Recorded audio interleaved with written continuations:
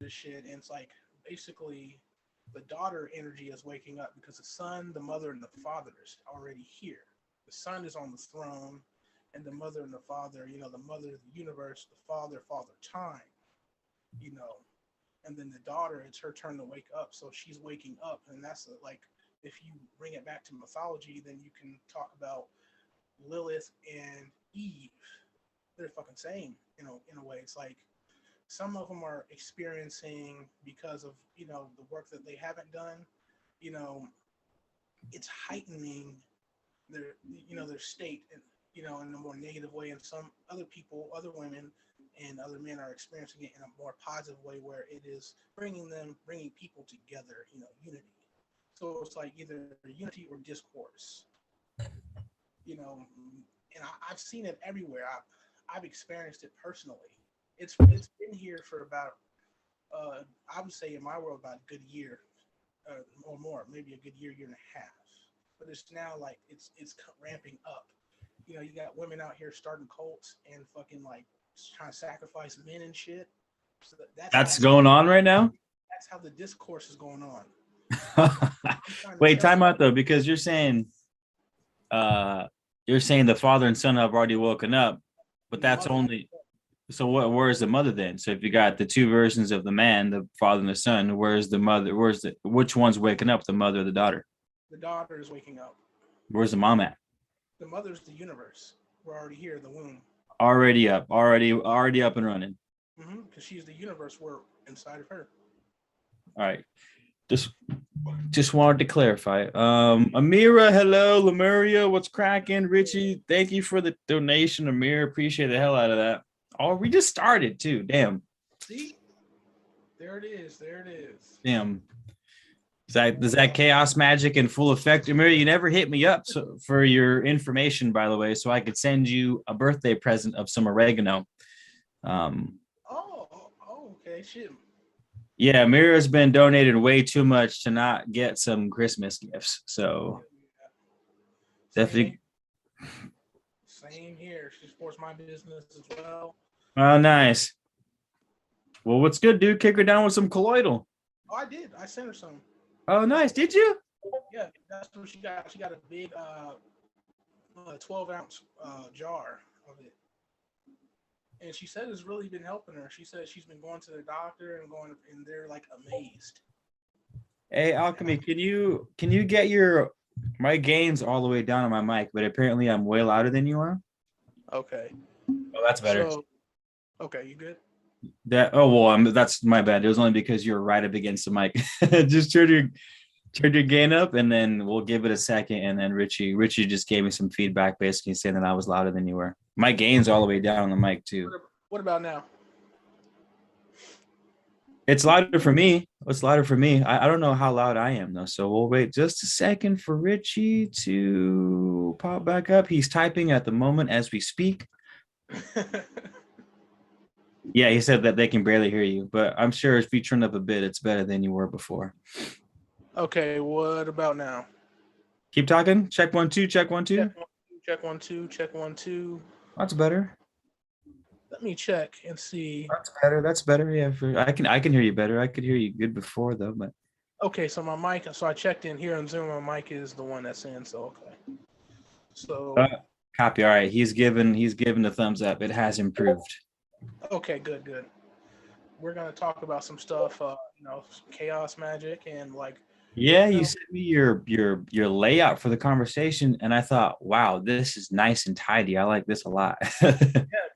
Like I started studying it, and I realized I've been I don't want to give myself the title Chaos Magician, but I've been working that path without even knowing, just because of just how I am. But it's just another working of energy, just another pathway. Like there's chaos magic would be seen as left path, and then there's right path. We need to balance both of those sides, and so knowing what work I would do on this path and what work I would do on this path, and the middle would be what you call a state of perfection.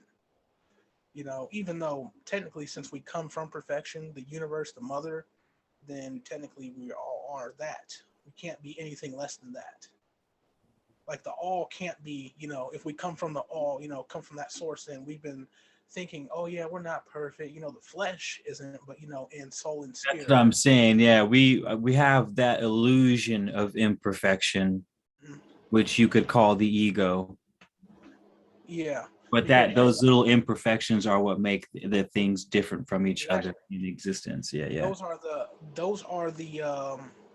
the little relationships. Those are the things that connect the web. You know, connect every. Mm, You know, it's like when if you've seen the tree of life or the you know the tree of knowledge. You know, or tree of or the Qliphoth as it's called. In between the sephiroths, what do they have? They have, you know, little ladders or little sections that connect the whole tree. That's like a fucking spider web. You know, those are the relationship between each sephiroth, and that's what you know. That's what we're looking for. Instead of like seeing ourselves as imperfect or this or that, what is the relationship between this and that? You know, because that's the universe runs off of relationships. You know, yeah. and if Yes. you want to bring it back to astrology, that's seventh house, you know? So if you want to look at your seventh house, it's like, okay, well, what rules the seventh house? Venus. Okay, what sign does Venus rule? You know, that would be, I believe, Libra. How did I Freudian slip. But you look at what Venus rules. Taurus, and Libra are ruled by Venus. So then you look at that, and then you look at what your Venus is in, and then you want to balance that opposite. What's that? First house. You know, you just go minus or plus 6. That would be the first house. The house of what? Self. They talk about self love. You know, so that's the connection between self love and how they say, oh well, you'll find someone if you just love yourself or whatnot, but they don't really explain anything. What they mean by that? Yeah, yeah. Break it down like that's chaos sorcery right there. Uh-huh. Because what I have started to figure out what chaos social really is this. It's not partaking to any one system, but it's taking from all and creating your own. Well, it must be if it's chaos magic. It's just I'm taking from all here, smorgasbord of things. and that is how all of these systems were made through chaos magic. That goes through. In the beginning, it was darkness. There was darkness, and then the creation. You see, everything comes from creation that way.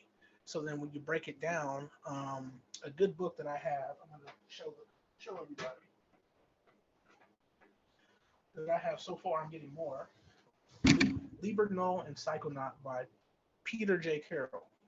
I mean, it's amazing stuff right here. This is what exactly?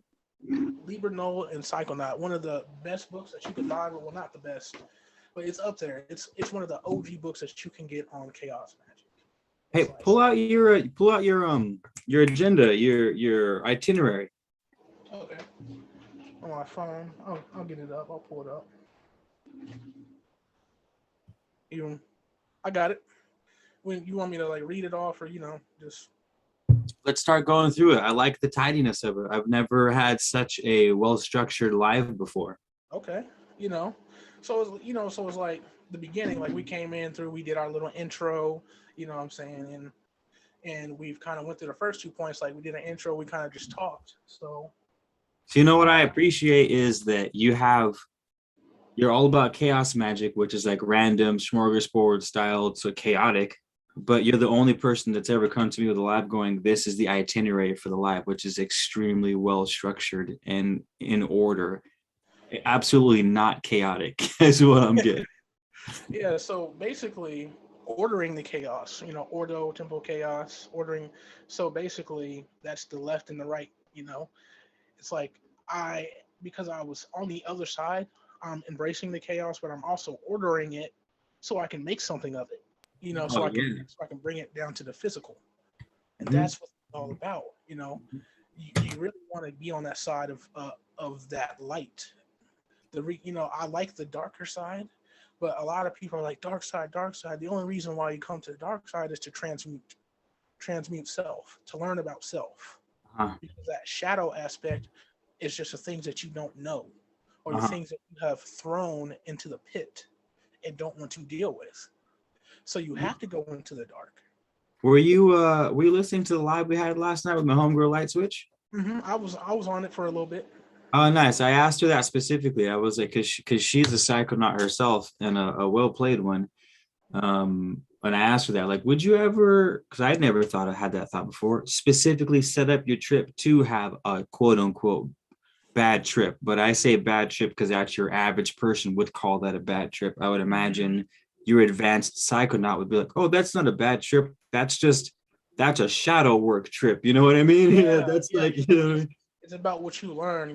So it's basically like, okay, I'll answer that. So I wouldn't say like a bad trip, but like the intention to, okay, what about this bad trip? So you're just going with the randomness. Like, what about that bad trip do you think that you could learn?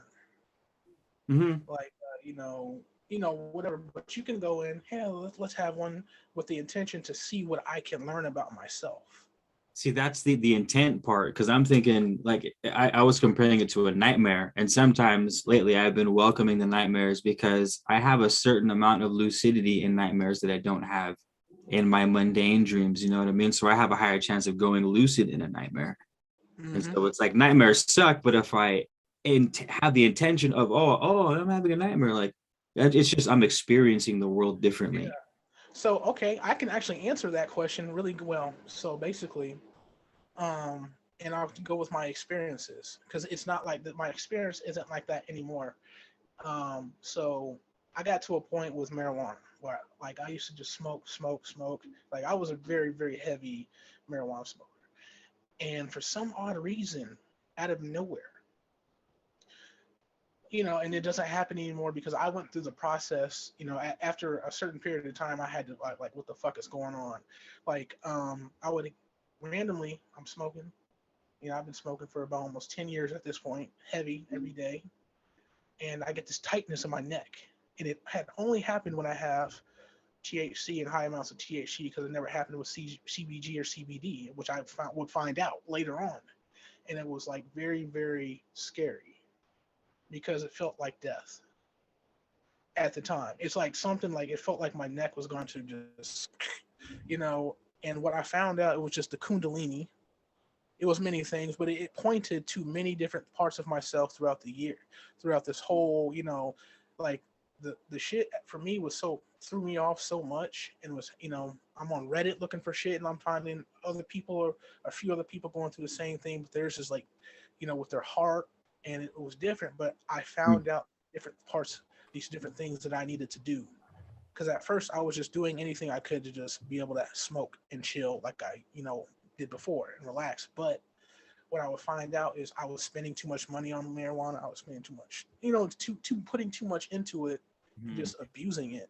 And what I came out on the other side is I'm like, okay. And then here recently, for my birthday, I'm smoking again, having a good time. And I'm like, damn, I can actually enjoy this now again. And it's because I did the work. Now, a lot of people, especially, a lot of potheads, they wouldn't say anything like that because then it would shed a bad light. They say, oh, no, it's the strain. I heard everything from it's just the strain. I know, right? I'm like, no, Good bro, point. I've done much experiments with this shit. Now that it's happening, now it's all good now. I cleared my body out. It was basically like a part of myself telling me, like, you're putting too much into this area. So if we want to go into astrology, putting too much into this house, you need to balance that opposite house out. Because I'm like, the scales, I had to go full Libra mode for a second. So when you're saying balance, I'm imagining, say, the natal chart, and you have like mine is all skewed. I have a bunch of stuff going over to the left side of the natal chart with not very much stuff going to like the right, top right. So you're saying I need to work on the stuff where none of my houses are filled at? Is that what you mean by balance? Okay, so balancing opposites. So here's the thing. There are really only 6 signs. They say there's 12. There's really only 6. Why? Because each sign has an opposite sign. So that's what I'm talking about, balancing opposites. So I'm a Scorpio sun. Huh? Okay, Scorpio, that's 8th house. Scorpio, that's what I'm saying. Me and the Scorpio suns get down, dude. Anyway, my bad. Keep going. Scorpio sun. What's the opposite of Scorpio? Fucking Taurus. So Scorpio is Aries and Pluto. Okay, so you just keep that in mind. And then Taurus is Venus. Yeah. say I'm riding too hard on, you know, Scorpio, and the sun position is like the illusionary self, what I put out there. Uh-huh. So it's like the opposite of that would be Taurus. So I can also tap into that energy as well. So, you know, Taurus, okay, that, you know, would be second house. And I'm still studying the houses myself, and you know, but me and a friend, we're going mad hard on this shit, with, you Uh-huh. know, transforming ourselves using our own particular natal chart and other different methods, you know, because then I could see, okay, say I'm somebody who's very, very sociable. I put a lot into my relationships, or maybe I'm not too sociable, but I put a lot into my relationships, say love life, or you know, or my friends. That seventh house, that's probably a person, more than likely, that's neglecting themselves. First house, that is where ascendant lies. My ascendant is Capricorn. My ascendant is in the house that it should be, Father Time. So with me, I'm like, you can call me Father Time. I have so much Capricorn energy, and then having my rising in We can that. call you Father Time if you want. We just everyone we're calling Alchemy, aka Father Time. We can definitely make that Yeah, happen. we have life, a Father Time in this motherfucker. I had a relationship with loops and time, and it's just crazy, you know. And that is the father aspect to the mother aspect, you know.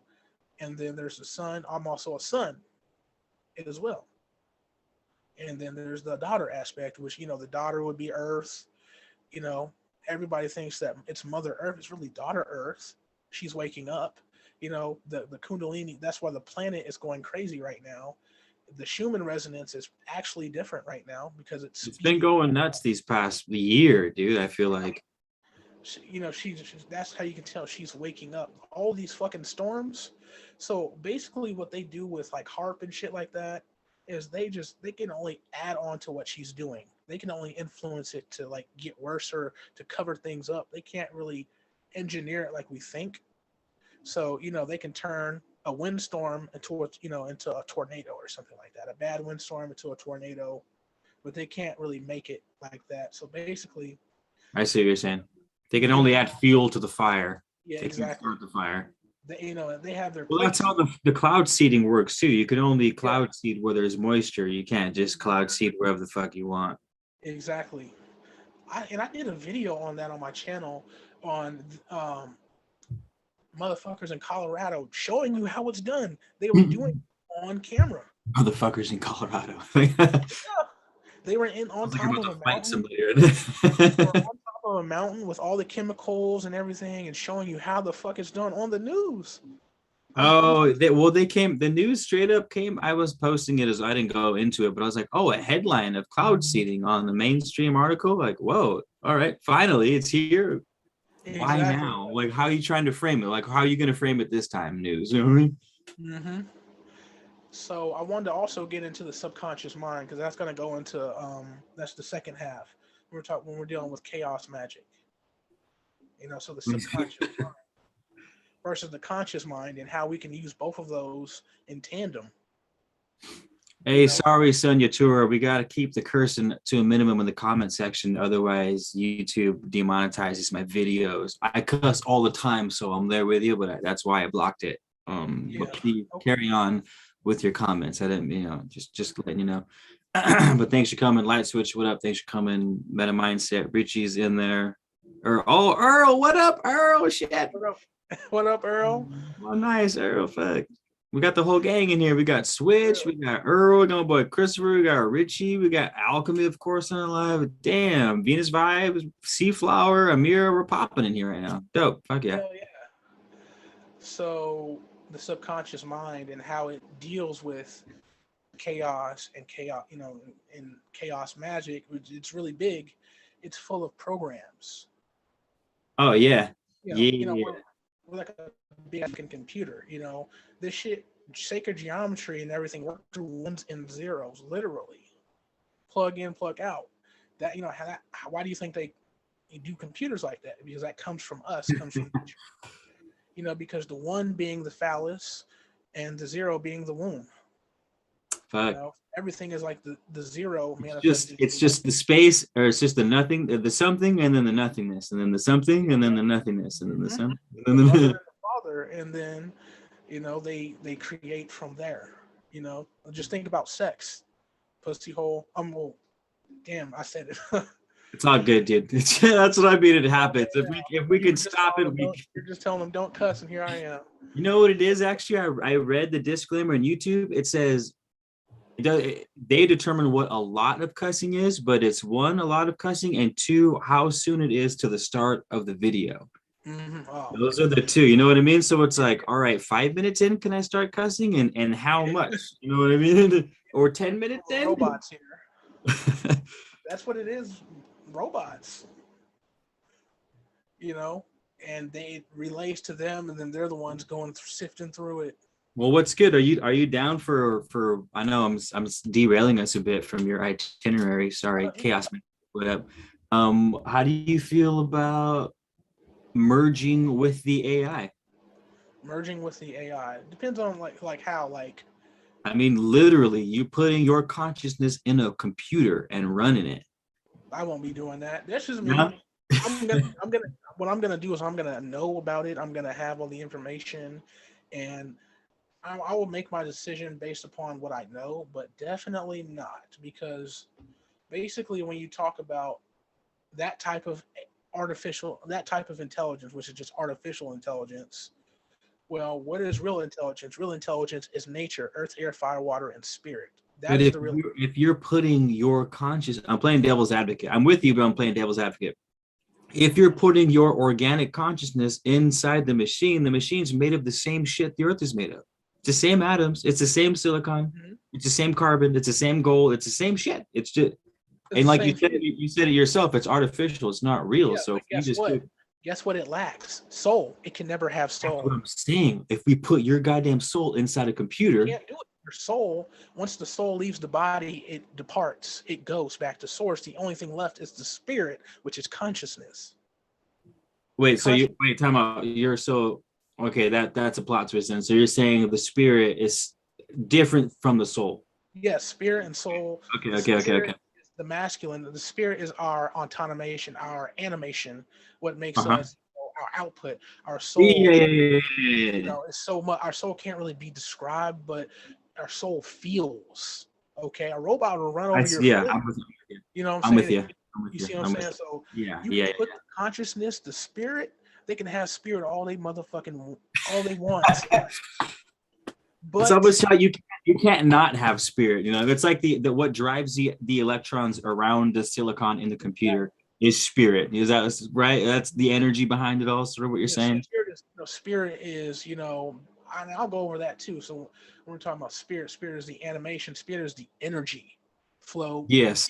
In a certain frequency. That's where you get the deities and different things like that. And all right, so we might have to come on a common ground with that, because that's super interesting and people are already asking. Bree says the spirit is consciousness ? So we might have to layman's terms define consciousness, the soul. Consciousness is just your awareness and your energy. So with your awareness and your energy, that is your spirit, and your spirit has also it has attributes. So look at a deity. A deity has attributes, so it's a spirit, has consciousness. Would you say that's more the soul? The soul is more the individual characteristics of an entity? No, because it's just energy. Because the soul has departed. It's just the animation. Yes. Yeah. That's what I mean. And the animation, the force behind the animation is the spirit then? Yeah. Okay. So the spirit is the energy, is just the raw energy. Yeah. The soul is sort of the individualized, your characteristics. It is everything. It is the mother. It is the universe. It is so.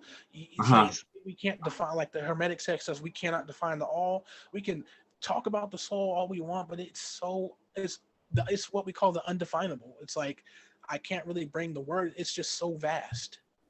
But. My bad. Go ahead. Think of the spirit. Think of the soul as the 1,000 lotus petal, and the spirit as one petal from that 1,000 lotus. As just one little petal. So there's your above and below, you know, kind of a context.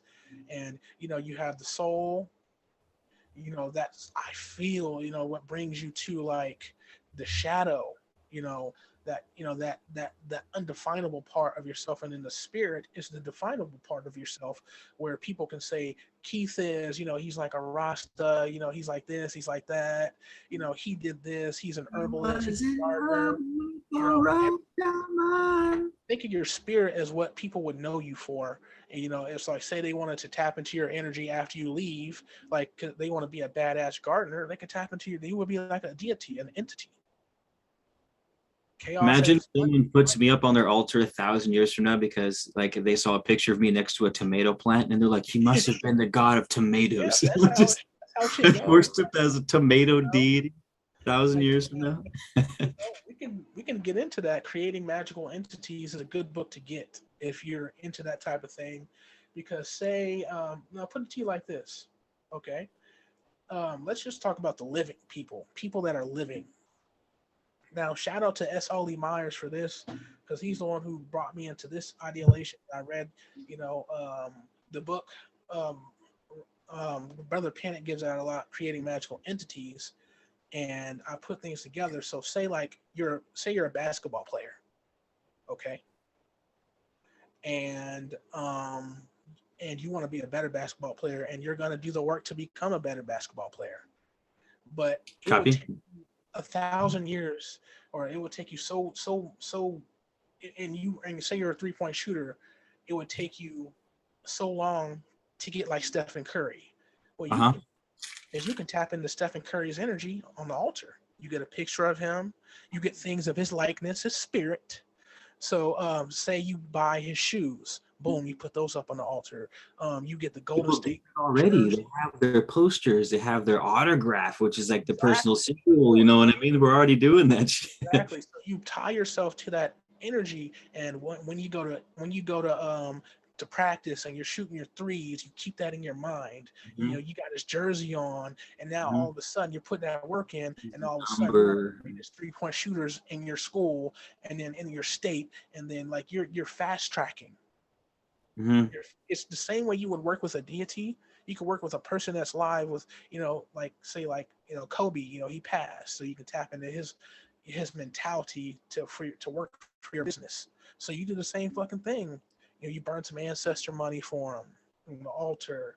You know, you put certain scents out there. You buy a little mamba snake, or like a little mamba play snake. Put it on, you know what I'm saying? Like this is how it's all mental. It's all mental. It's all for the creativity. How, you know what I mean? Mm-hmm. You see what I'm saying? This is the chaos. This is the darker side.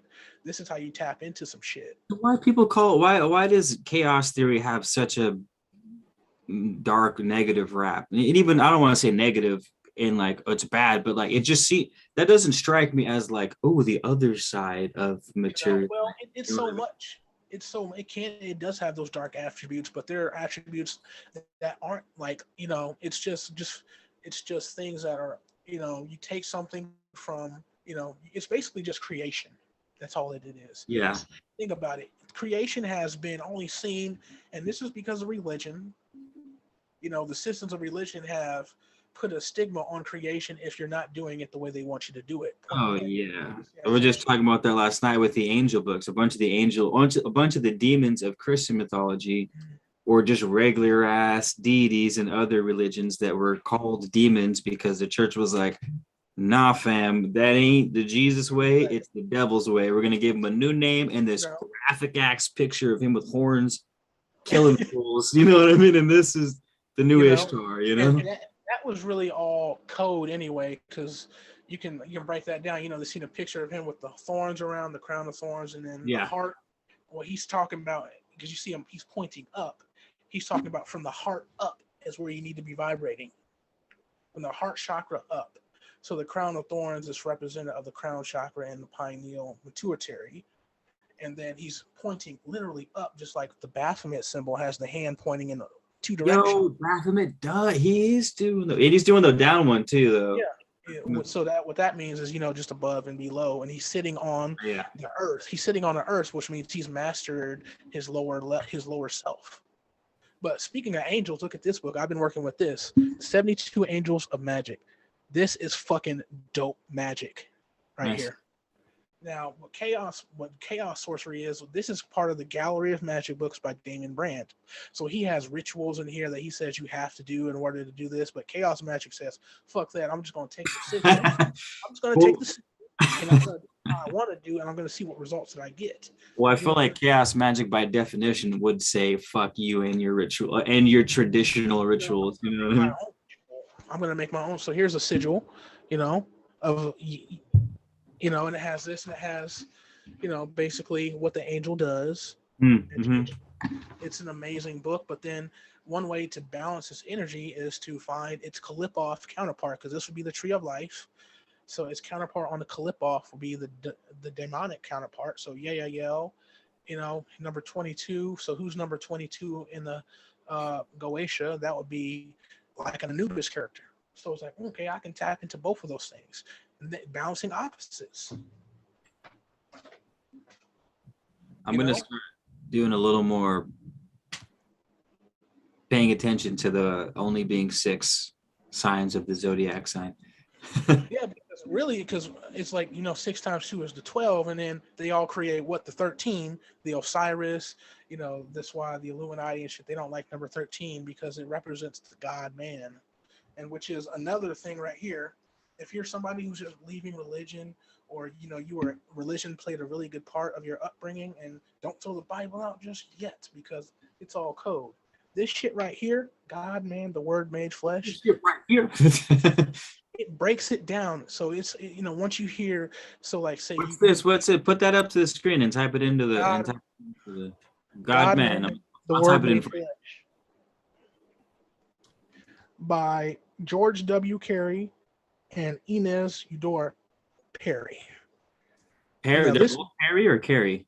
One is Carey, George W. Carey, and Inez Eudora, Eudora Perry, Perry. She's Perry and he's Carey, Carey. See, I'm gonna come with books just because of the mystery school I came from. I'm gonna come with books because there should be no because after that. It's like, all right, books, that's fair, because that's what we got to do. You should definitely. So basically, this book right here, pair this with the Gnostic scriptures and the Bible. So the Gnostic, you can see the difference between the Nag Hammadi library, which I have over there. It's about 600 pages, huge. All right. You can see the difference between that and the Bible. The Bible is just really scripture based, and it has its stories, but it's really scripture based. The Nag Hammadi library is really mythology based upon the stories that those books. Okay, this shit right here breaks down all that shit. So when you get to the story of of say Sarah and Abraham, or fucking what Christ is the oil. So it describes Christ as the oil, aka the neuromelanin, or the pineal gland. Mm-hmm. Secretion from the pineal gland. And then you have the land, the Bible speaks of the land of milk and honey, which is Joseph and Mary, which is, okay, Mary, the mother, would be the pituitary gland. Okay, she secretes a white like substance, aka the milk. Mothers do what? They breastfeed their kids what? Milk. And then you have the honey-like substance, which comes from the father, pineal glands. What I'm saying? It breaks it down in physiology, in astrology. That book talks about that? Okay. Nice. Interesting. All right, cool. I'm glad about that. Let me get to that page. Okay. Seaflower, thanks for chilling. Brandy Renee was just talking about the picture you drew yesterday. Man, art was so good. Right here, the journey of Joseph and Mary, like the story when it says when they went to go pay their taxes, and it's. Can you read an excerpt? One of the heads in the chat is asking Seaflower in particular for. Okay. Yeah, so get us a banger of an excerpt from the book. So it says, the journey of Joseph and Mary, the marvelous story of the journey of Joseph and Mary to Jerusalem to pay their taxes, physiologically explained. On either side of the thalamus is the head. In the head is a gland known in physiology as the pineal. On the posterior and pituitary, the posterior, it says pineal, on the posterior and the pituitary, on the anterior side of the thalamus. The pineal is a cone-shaped and secretes a yellow golden fluid. The pituitary body, opposite it, is ellipsoid in shape and contains a whitish secretion like milk. The fluids that are found in both of these bodies come from the same source, namely the colostrum, and that's spelled Claustrum. So, these are body parts you can look up and. So, which means barrier or cloister, and is referred to as a cloister for a very good reason. And then let me find a better excerpt when it talks about Joseph and Mary, different. So my question is like, to what end are they explaining these things? Like, what, like, all right, but what's your point? You know what I mean? What's he trying to say with this stuff? So what they're trying to say is everything that you see in mythology is pointing back to your motherfucking to you. Oh, it's all of it. All of it. Because it's about us. Mythology is about us. Mythology is the most advanced science. AK, that's what Bobby Hemmett said. He said mythology is the most advanced science there is, because the Bible is just its own mythology, Christian mythology, or whatever you call it, Gnostic mythology, and it's explaining this right here, explaining it back to you, the body. So where is it saying it's coming from? Is it just like a globe-wide consciousness, and we sort of dream these things into existence, and we don't know that we're describing the body, but we know on some kind of level? Or is it like aliens are coming down and writing this shit to teach us about us? You know what I mean? Like, it could be a mixture of both things. These things are done on purpose. These things are done by those, like, by a priesthood. A priesthood is going to who are tapped into these mysteries. And we don't know how they tap in, but we know that they did, or else we wouldn't have these examples of them doing so. Yeah, for sure, 100%. That is how you know it's coming from soul, because it's so unknowable. Yeah, well, it just got me thinking, because now I'm like, all right, let's say it is sort of this guy gets inspiration from a dream he had, writes his mythology, and little does he know he's actually describing the hippocampus in the pineal gland. Yeah, exactly. Now I'm like, oh, if I'm inspired to write this story, like, am I going to be dropping fucking mythological knowledge that describes a human body and not knowing it? You know what I mean? It comes straight from your higher self. Your higher self knows. Your higher self is the closest thing to your soul, to the mother, to Ma'at. So you can do that. Like a lot of these artists, a lot of these rappers, so like when you hear them say drip, or you say frozen, or you think they're talking about their watch or their ice, or cocaine. That corresponds. They call cocaine the white. They're corresponding with the pituitary gland, like we just read, the milk, and the honey, the pineal gland, the secretions. But they don't know. A lot of them don't know. But it's right here. It's in the subconscious. It's like the subconscious is the things that you know that you don't. You just don't know yet. You have to go through it doing a shadow work, because it's programmed in there from other lifetimes. It's just one of those things. And getting into the subconscious, the programs, like I just showed that sigil from the 72 Angels of Magic book, and then I talked about I gave the Steph Curry and the Kobe example. Those are symbols. So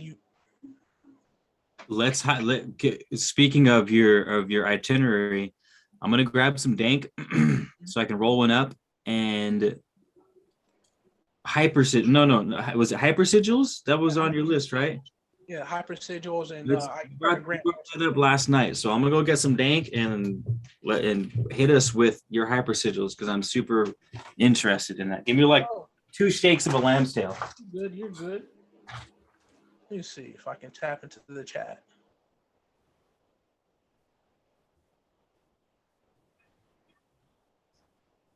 I don't think I can.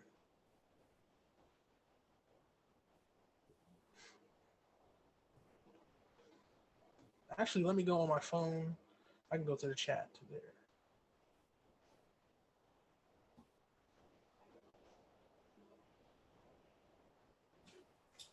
Here we go.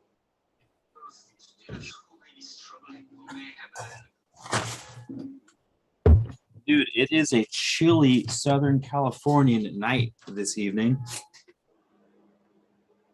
Okay, so I can see the chat now. I didn't pull it up on my phone.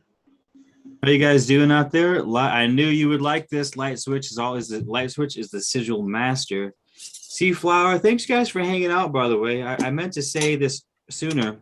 Um, oh, that smells amazing. Thank you guys this year. I just got the report, like all the likes and comments and subscribers for the year. It gives you your little your yearly feedback, and we slayed this year. Yeah, you're running. This. Okay. What's chilly for you guys? When I see my breath, like anything below 50, I'm like, no, I've had it. I'd be in shorts right now, chilling. Like, I bet you would, dude. I bet you. I mean, to be fair, I'll rock shorts and flip flops in the snow. Shit. I'll complain the whole time, but I'll still rock them. That's like the glory of growing up in a place where you get all types of weather. Like, it could be hot, it could be 90 degrees, snow. Oh shit! Oh, what you got there? Dude, this is the homegrowns right here. This is just one of the many jars of the homegrown oregano we got here. That's what I'm gonna get into next with my gardening. Is You didn't grow any dank at your? I was meant to ask you that earlier too. I have not yet. I have not tried to grow any dank in a long time. But now, like, since it's legal in Illinois, it's very legal here in Illinois. So it has been since what, 2018, 2020, somewhere around there. You want some seeds? You want some manna seeds for your garden? Yeah. Hell yeah! I'll gift them, brother. I'll be stoked to get you some actually. Hell fucking yeah! I got some elixirs I can send out to you. I got some new shit coming in. Trade. And I'm gonna be charging my water from now on magnetically and structuring it. A friend of mine, I call him, he's like Tesla reincarnated. Tim, he 3D printed this funnel that's made of like iron and different things like that. So it's like this vortex funnel, and it has magnets on it. So what I'm gonna do is I can pour my, like, say I'm drinking out of a bottle of water, so I'll go get an empty one, pour the contents, put the funnel, because the funnel will fit on the bottle perfectly, and I'll be able to structure and magnetize my water that way, and that's going to do good for the body, because that's what we need, not just structured but magnetized water with each polarity, the north and the south, because we are magnetic, but we also have that other south pole as well. You ever read study biodynamic gardening? I have not. What's that about? Have you heard of it? Yeah, have you heard of it? No. Dude, it doesn't get any more witchy than biodynamic gardening. For example, one of the techniques that they do is they get cow poo, and they pack it inside of a bullhorn, and they seal it with a piece of leather, whatever, and they bury it under the ground for a full lunar cycle, and it like does its composting thing, and then apparently they use that one bullhorn full of cow poo to fertilize like 10-15 acres of land. Damn. They own everything is, they do, it's like rituals. Everything they do, from composting to the compost teas that they make to the piles that they make, is all like for a lunar cycle, and like you got to bury it inside of a cow horn, and it's like, and well, one of the things they do, why I brought it up is because that funnel you were talking about, I guess they will stir for like an hour straight, 60 seconds clockwise, they'll stir the water, 60 seconds counterclockwise. Yep. They stir the water. The other way, yep, exactly. So I'm surprised that you haven't, and it's also cool that you're familiar with that, though you've never heard of it. So what in your practices, what are they talking about that's significant about the opposing vortices with the water? We're talking about spirals. Everything moves in spirals. That's the language of the universe. Yeah. Everything moving in spirals. So they're just being in alignment with the universe itself, and how it moves, and how it builds and how it destroys. Yeah. So one way is to build, and the other is to destroy. Yo, so the funny thing is, the cool thing about the book is they actually use as much science as they can to describe the mechanics of what's going on. And they're saying that when they spin it, it aligns the electrons in the atoms themselves to be in alignment from the momentum of the spin. Yeah. And that when they switch directions, the most important part of the switching direction is actually the sloshing that happens when you're changing the direction of the vortice like that. Chaos, they're like, that's what we want. It's not necessarily we need to spin it both ways. We need that fucking chaos in the middle before it starts spinning in the other direction. I was like, this shit's fucking crazy, dude. So I gotta get into that. it's called biodynamic farming. It's pretty, it's if you start going down that rabbit hole, dude, it's pretty big and pretty deep. But to add to the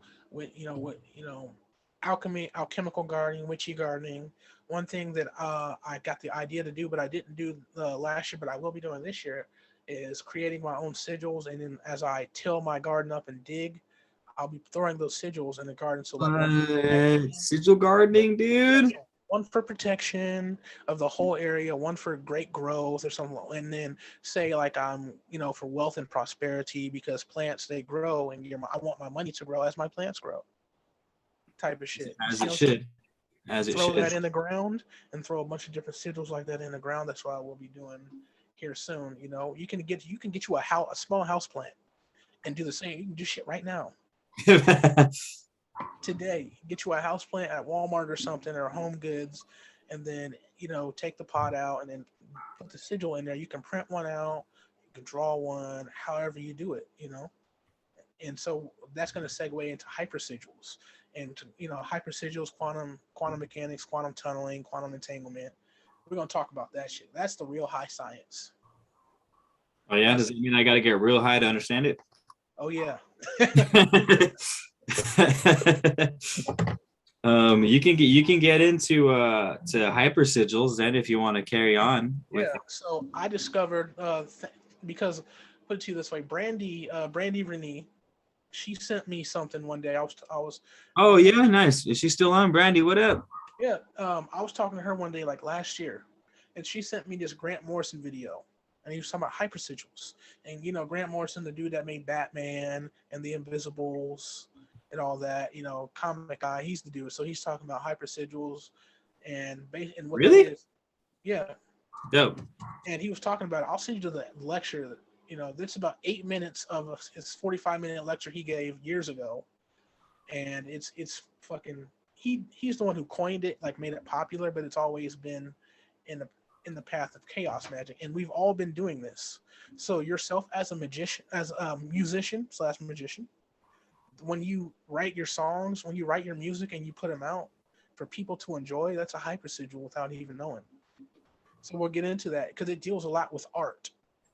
Hyper sigils do in particular?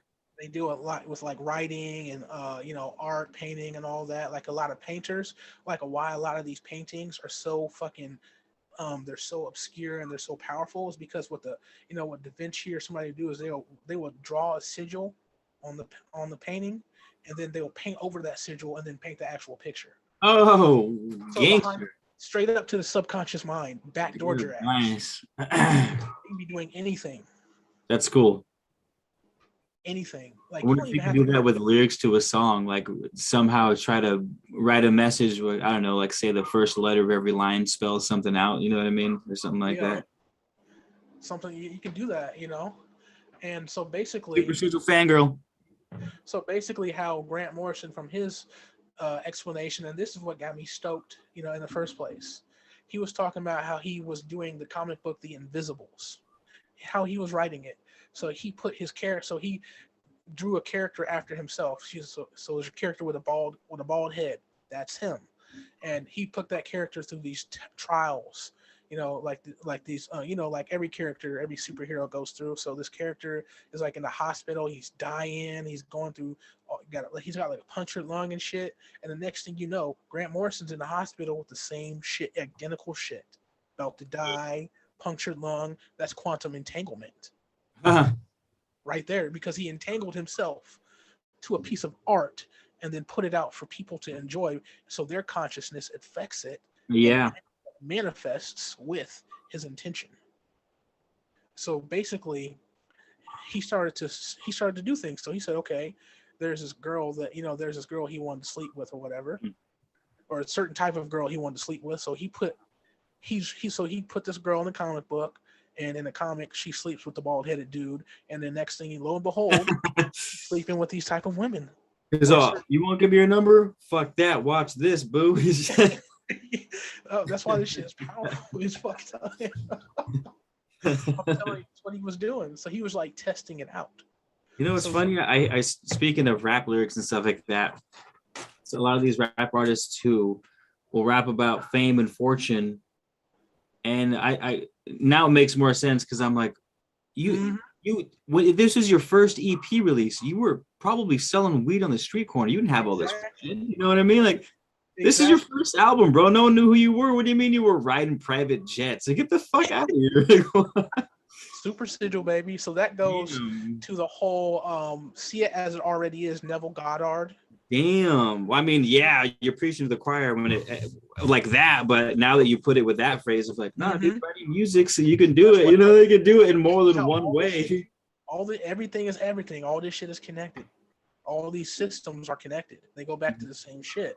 It's just you can use all of them to your advantage. So like these rappers saying, I get all this, I got this, I got that, and you're like, and a lot of these other artists are like, yeah, a lot of these artists are broke. They're not really living this life. That chain is rented, but what they're doing is they're trying to manifest that lifestyle as it is. So you have to see them as it is, and it will be.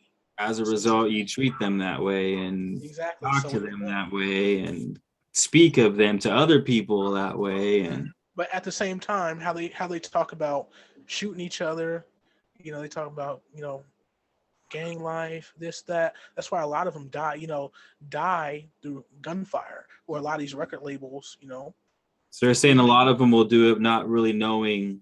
They're just trying to be cool about it, They don't really, like a lot of them don't know. Some do. Some get pulled to the side, and they start, they say, hey, because there's a lot of cults in Hollywood. You got the Luciferian cult, you got the Satan cult, you got the Hermetic Order of Golden Dawn, you got Freemason, you got it's a very magical place, a very fucked up place. It's like sound like Disneyland for a second there. It's a very magical place. Also low-key fucked up too, though, so I guess it still sounds like Disneyland. So basically, put it to that way, it's like if you want to go on the whole law of attraction side of things and Neville Goddard and seeing the shit as it already is, that's a way. You know what I'm saying? You're living that life. You know what I'm saying? You're even though you're putting it on, you're saying it as it is. You're using your conscious mind, aka your affirmations, and then you keep drilling these affirmations out. You keep saying it as it is, as you want it to be, and then that drills it where your subconscious mind and your conscious mind and your subconscious mind are now in alignment with each other and conspiring to make this shit happen. The unconscious mind is just feeding the energy. Yeah. To be. Yeah. Well said. Perfect. I hope you guys are taking notes, by the way. Well said, Alchemy. Which is also why these pieces. That's how it goes. Whoa, Brandy! It hid your message and you didn't even say anything. You just put a doo-doo emoji and it still wanted to hide your message. It's funny.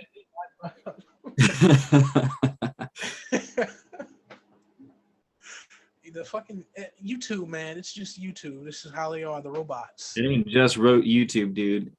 Instagram somehow knew. I said, never mind. I don't want to talk about it. But Instagram's on it, dude. They're all goddamn on it. All of them. They're all conspiring together. But what's next? So the subconscious mind.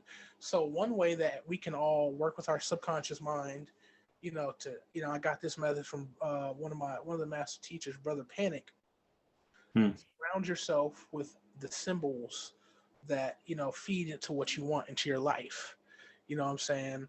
So like what I'll do is I'll print out certain sigils and I'll tape them up on my closet door. I'll print out certain deities, certain like the Sri Yantra.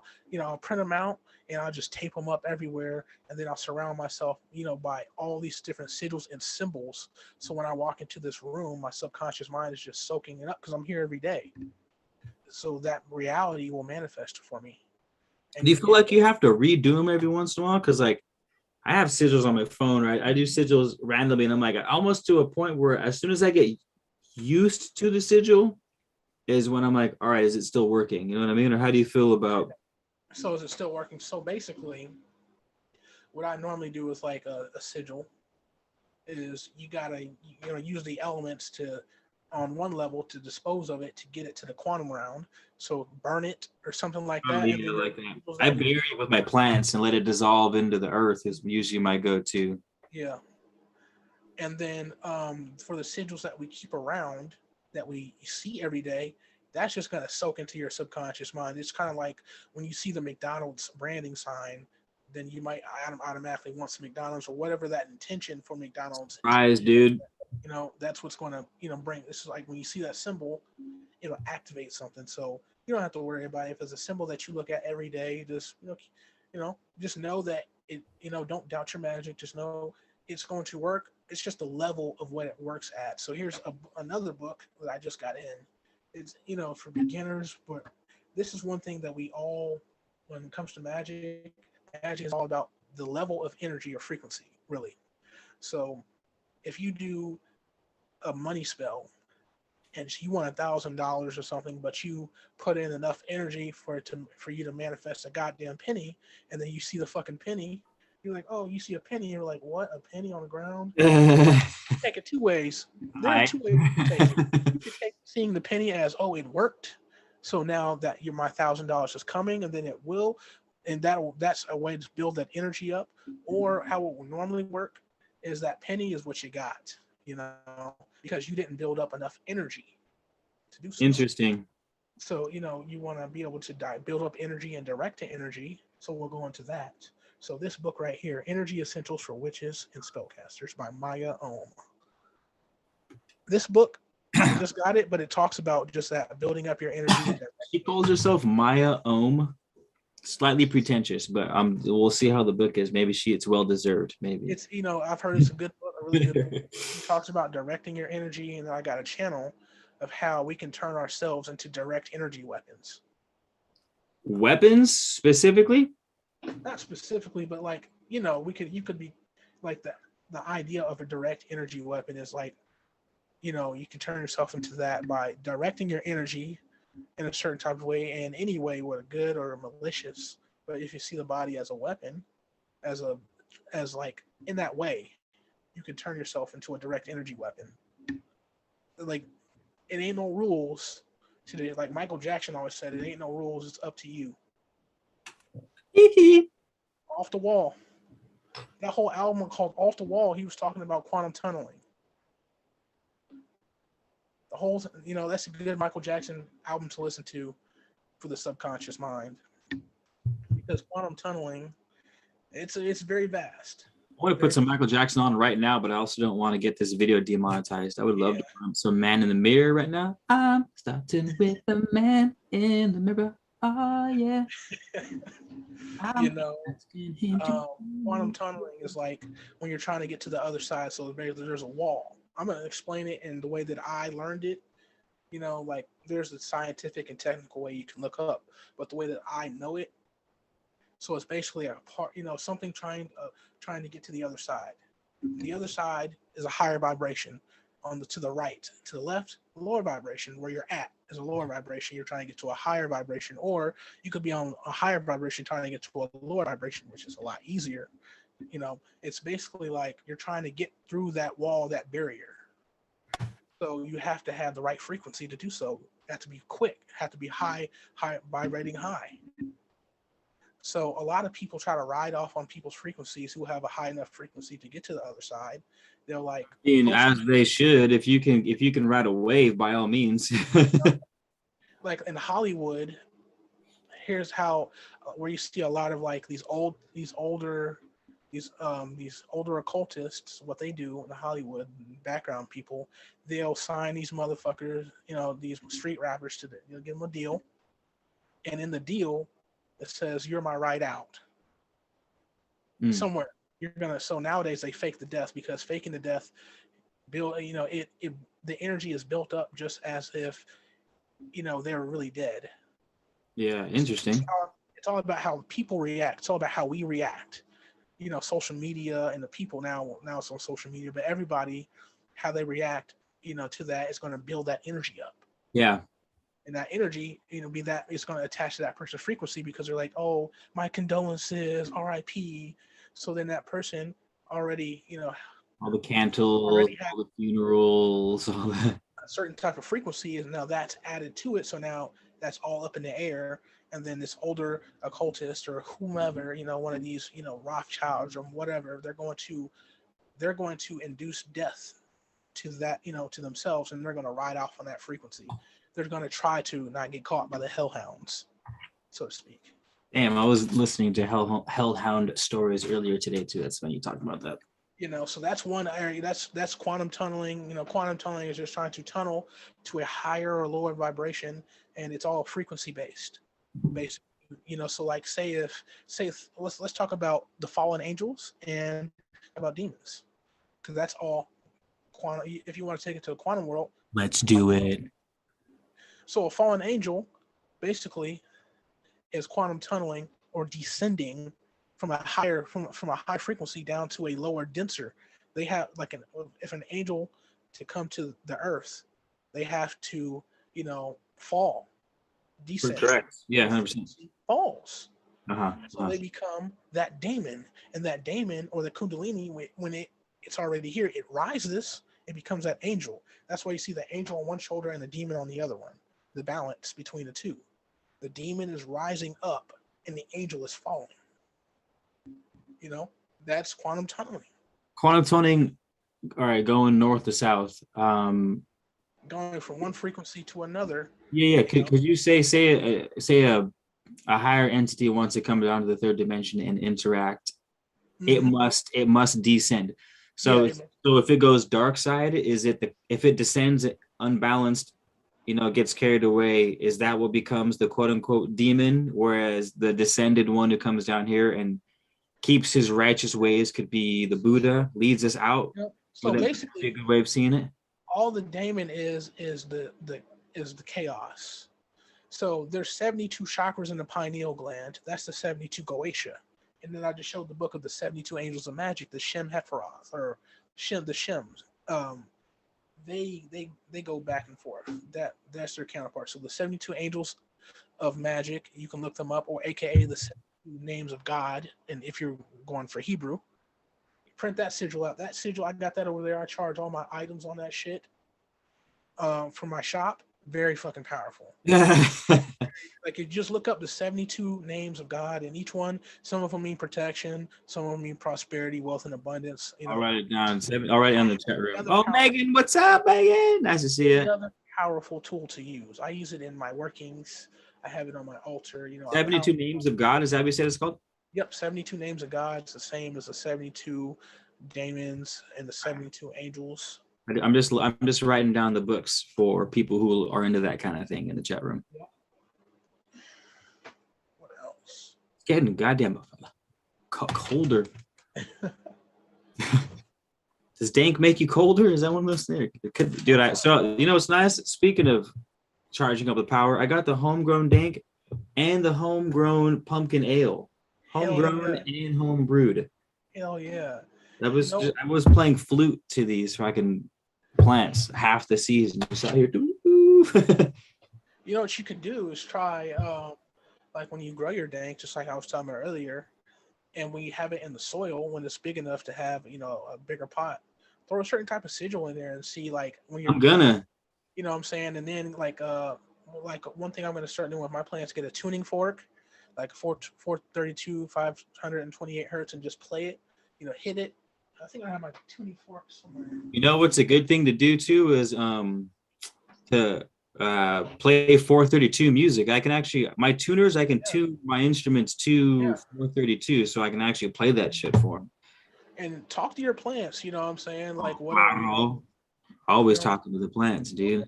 Talk to them, speak love over them, and different things like that. And then, like, when you get to the final product, see how it compares to a plant that you didn't do anything like that to, that control plant, and see how how you feel. Actually get the opposite. Like when I smoke. Wait, say the last part again. I missed the first part of that. Okay, so then say you have another plant that you're growing. Yeah. So the other plant don't do any of that, and then so then Give myself set a control up. There's a good old fashioned science, eh? Is that what you're suggesting? Yeah. Good old fashioned science, yeah. Done. You know, the thing is it always comes down to it, and I'm like, nah, fuck that. I know it's gonna work. I'm gonna bless every one of them. Yeah, and you know exactly, and you know, and that's the great mentality to have. But sometimes we don't know how it's gonna work, but we know it is. So we want to see the varying degrees to what of how it's working. It is fun, even to reinforce your own beliefs. My very first YouTube channel I ever started was actually a plant channel in like 2012, and it was that was called Wormfolk, and I was just the Welcome Home. Welcome Home was my second. It was actually my second YouTube channel. The first one was Wormfolk, and I was just doing like backyard gardening, like urban organic backyard gardening. And I did a side by side of my compost tea with these tomato plants because apparently I'm the tomato deity. And dude, fucking substantially different. Like the bunch, it was cherry tomatoes. The bunches, like one bunch had 16 fucking buds on it, dude, and like 14 of them pollinated. And the other one that was 5 feet away, still fertilizing everything. The only difference was there was no aerated teas on it. Was having like 5, 6, half the size of the tomatoes. It was night and day, dude. Like, so point being, I knew that the compost tea would work, but still running the side by side, it was like, oh, that's right. Like, that's how much, like. And so one practice I know that works for me as well. Oh, also I want to give out another sigil that I'm wearing right now, the Helm of Awe sigil.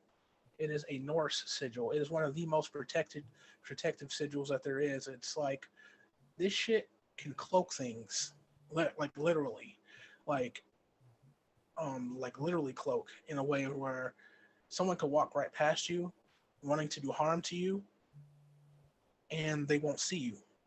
They're like, or they'll see you, but it's just not on. It just goes away.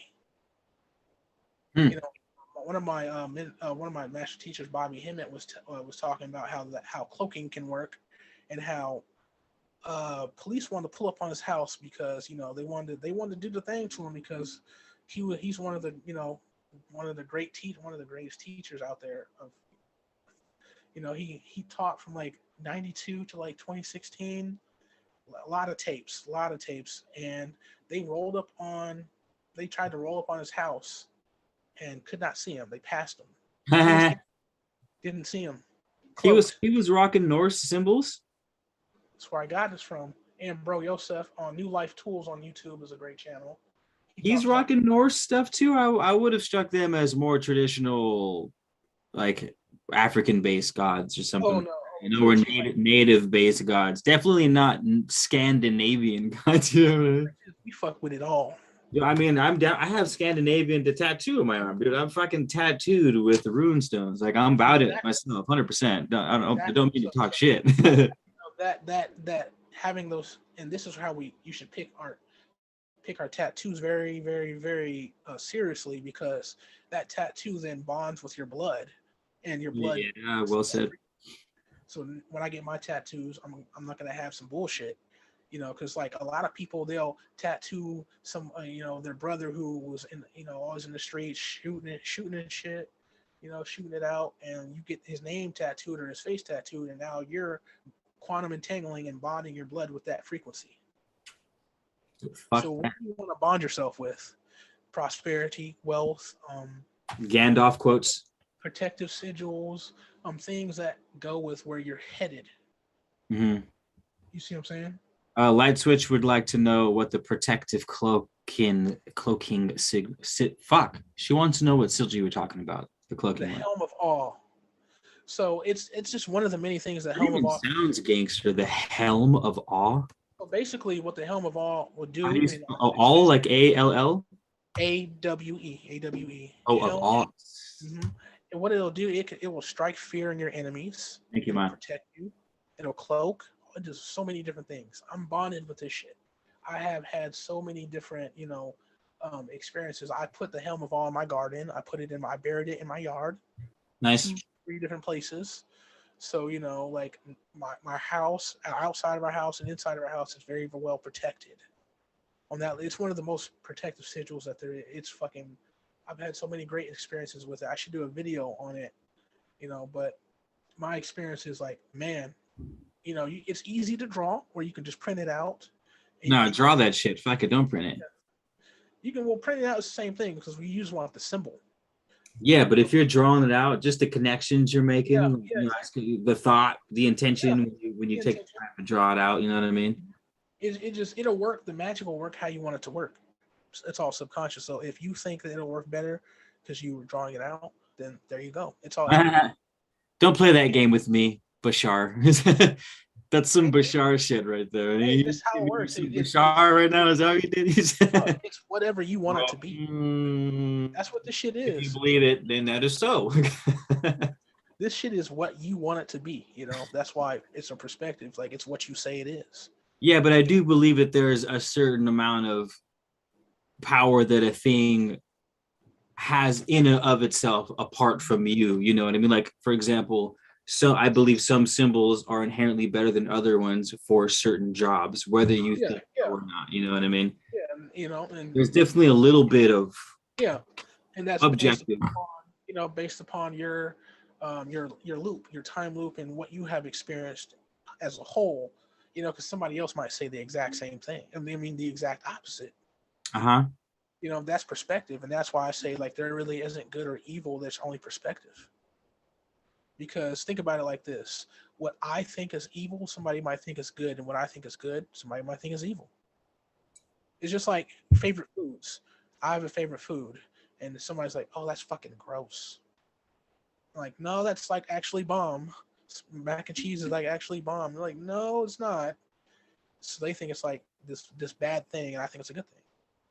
Yeah, but there's got to be some objectively speaking bad things out there. You know what I mean? Like, there's got to be rape, murder. You know what I mean? Well, think about if you're smart enough, you can articulate anything as being good. You just plug 100 years onto it and a good story as to why that murder saved 1,000 lives. But it's like, all right, does that mean I just gotta go around being a total asshole? You know what I mean? I like that you brought that up, like the extreme pole. The real heavy chaos. That's what I mean. Yeah. The people who are doing those things, the people who are raping people, they don't think it's a bad thing, or they wouldn't do it. But I'm not saying that's to my point. What I'm saying is, despite what they think, it is a bad thing. Because of course, because what you're saying is, if you're smart enough, you can argue anything is good. But I'm going, yes, you can, but that doesn't mean that objectively speaking, bad things don't exist. Even though you can argue rape as good with the twist. All I'm saying is, good or bad, it's whatever you want it to be. That's the power of creation. That's what the shit is about, creation. If you create it to be so, then it is. That's what it is. There is no argument. Is only the conscious or the ego. That the ego wants to argue. Like, nowadays, when I want to argue with somebody, or if someone says something that I don't agree upon, I don't even argue. I say, hey, you're right. Not because I think it's right, because it's their like own way. They're right. It's like mind control, basically. Like, I see. No, I'm down for that. Actually, I feel you. I'm down for that. Basically, that shit all the freaking time. Actually, everybody has that. I want to be right. Their ego wants to be right, and nobody's ever probably told that person, "Hey, you're right." So you could fuck with their ego and say, "Hey, you're right," and you just go about your day.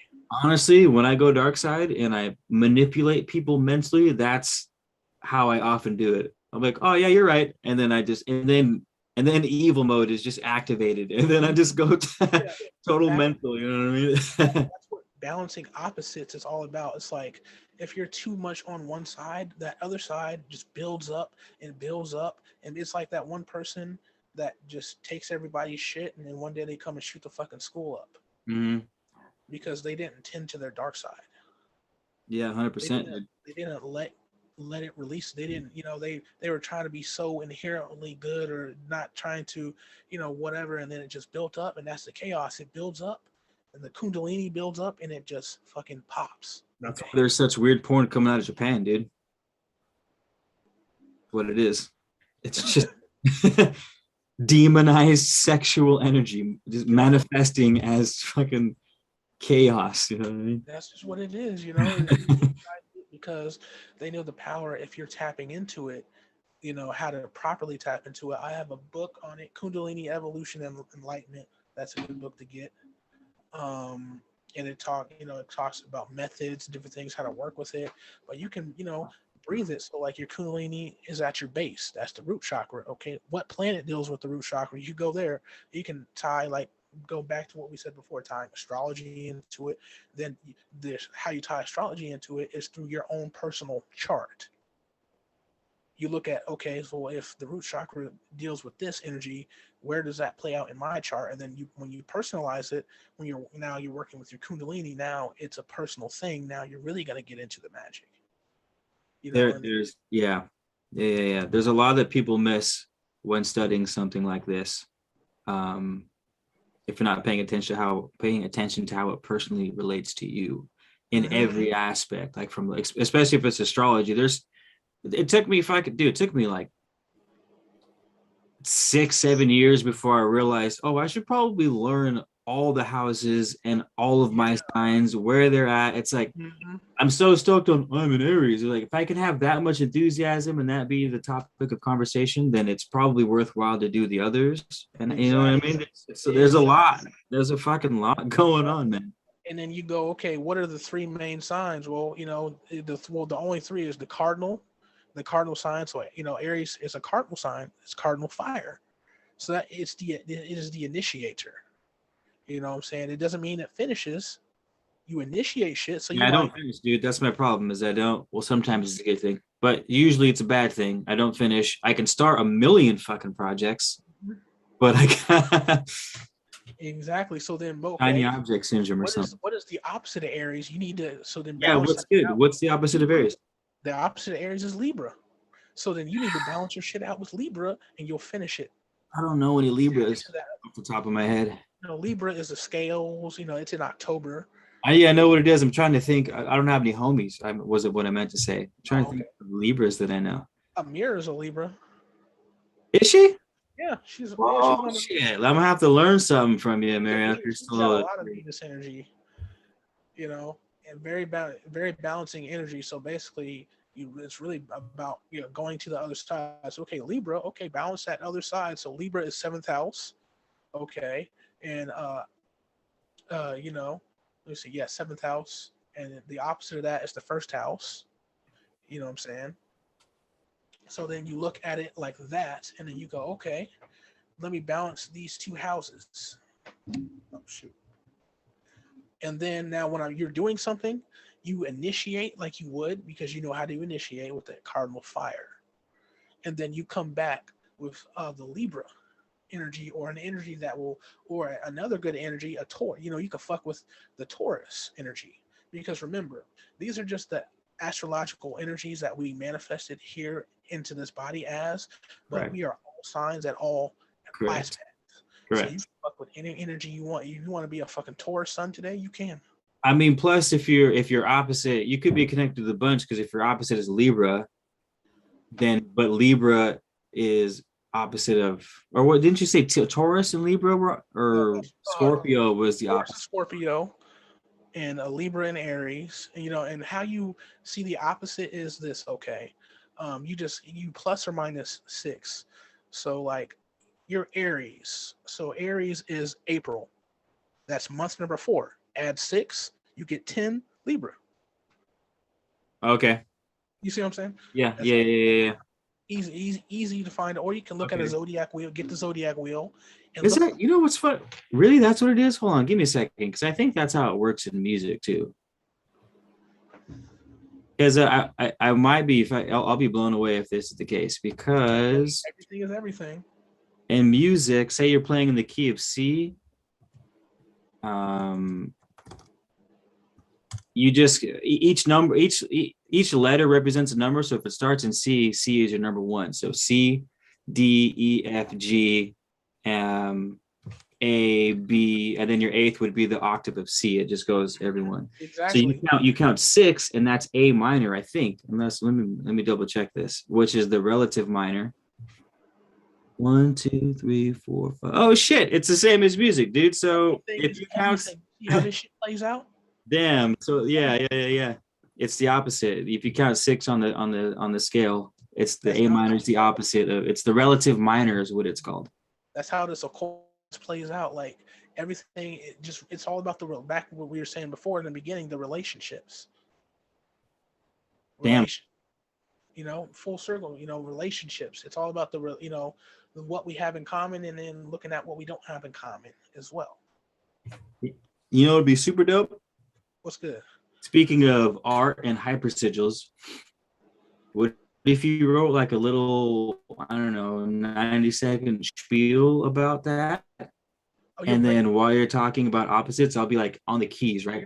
I'm playing the music corresponding to what you're talking about. It'd be like, oh, it's number 6, and then it goes into the minor scale, and it's like, oh, well, you can flatten it. It's like, oh, here's the pentatonic scale in C, so now it's a different flavor. Like, that would be I'll do the fucking video and send it to you. run it, record it, dude. Record it. Because like my Jupiter is in Libra, and one of my main ways of prosperity is by working with people and working internationally. So that's right. That's my energy. So basically, the next section is how to line up energies, which I'm doing a course on.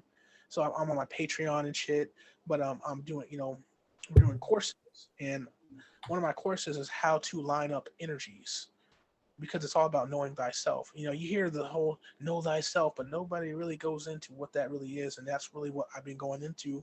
What we've been going into the whole time is knowing yourself through lining these energies up, balancing these opposites. So knowing your natal chart. Okay, look at the numbers you see. They say, oh my God, angel number 5989, kick that shit out the water. Basically what they're talking about, the angel numbers, that book that I showed you, the Angels of Magick, there's 72 angels. So basically, if I see the number 33, now it doesn't, and this is a point to start. I always see 33. So what I'll look at the number 33 angel, and I'll see the description of it, and does that match with what I'm going through or what I want to do? A lot of times it will. Then I go to the Goetia, the demon.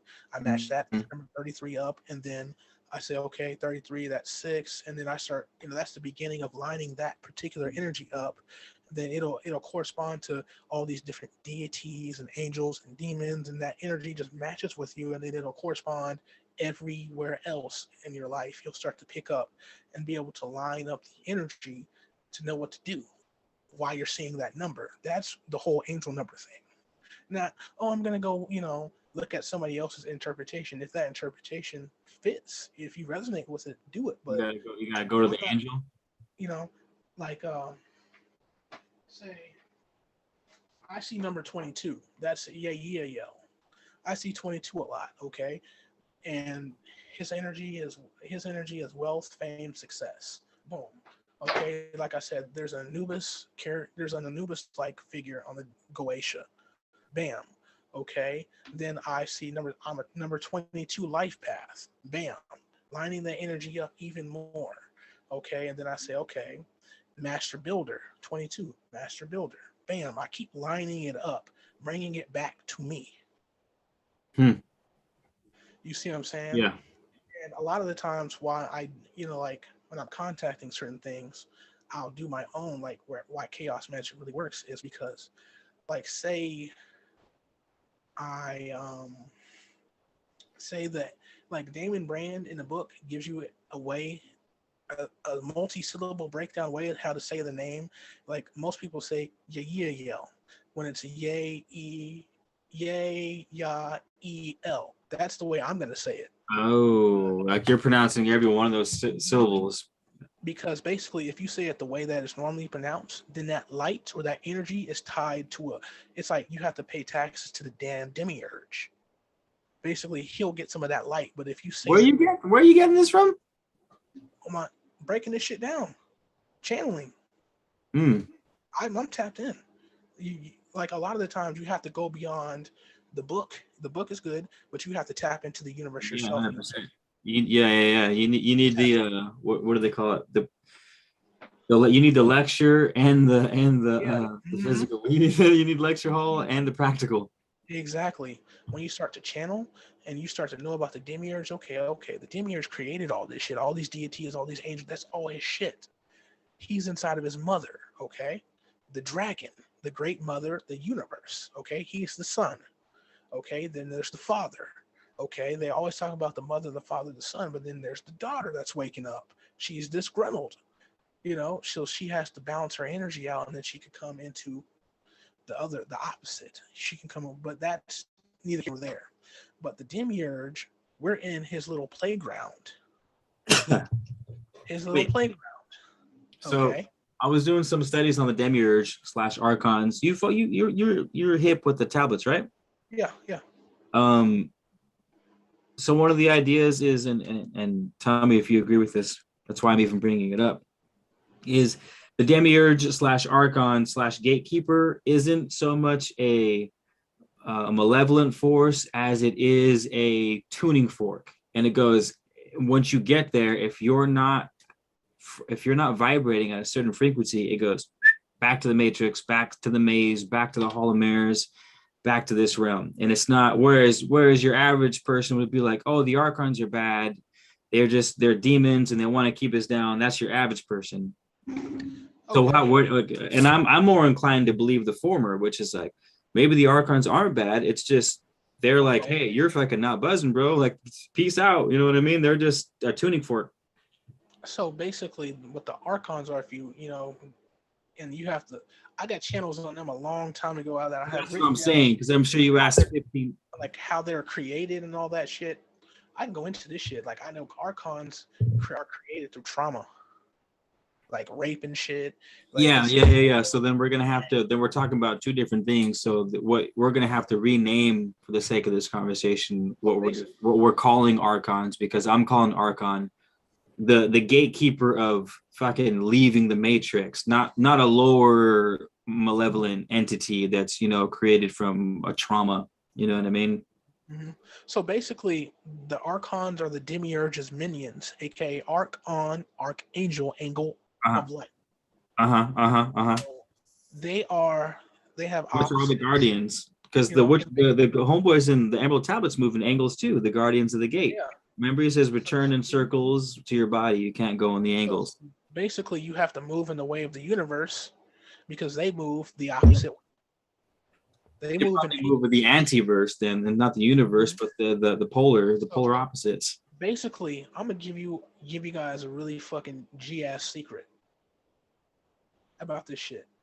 Now, I've been saying it before here, and this is how these entities or these deities react to us. So have you ever heard of the part that Archangel Michael will come to you as you see him? So if you see him as, this picture that you've seen of him online, he'll come to you like that. That's what all these spirits. He'll come to you as Shango. Is that what you're saying? So if you think an Archon is this big ass demon, like on Harry Potter, the Dementors, is what they're usually described as, then that's what they will be. That's what they will come to you as.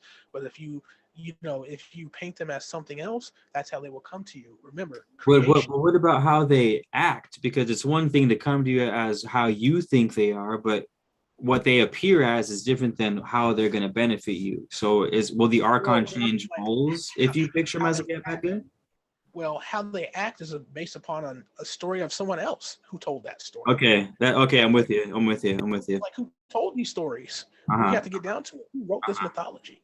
You know what I'm saying? It's coming to us based upon the story of someone else. So how much of the Archon then is the Archon and not just a fabricated story brought to life by human belief? Say that again. It might be hard to say again. It came out. I was channeling. I was spitting. How do we know that Archons aren't just something that's a manifestation of human belief, and we basically created them? If you're saying how they are was the mythology created? Magically created entity. Well, that would be for the individual to study. Like, if you really want to know, go into it. Good answer.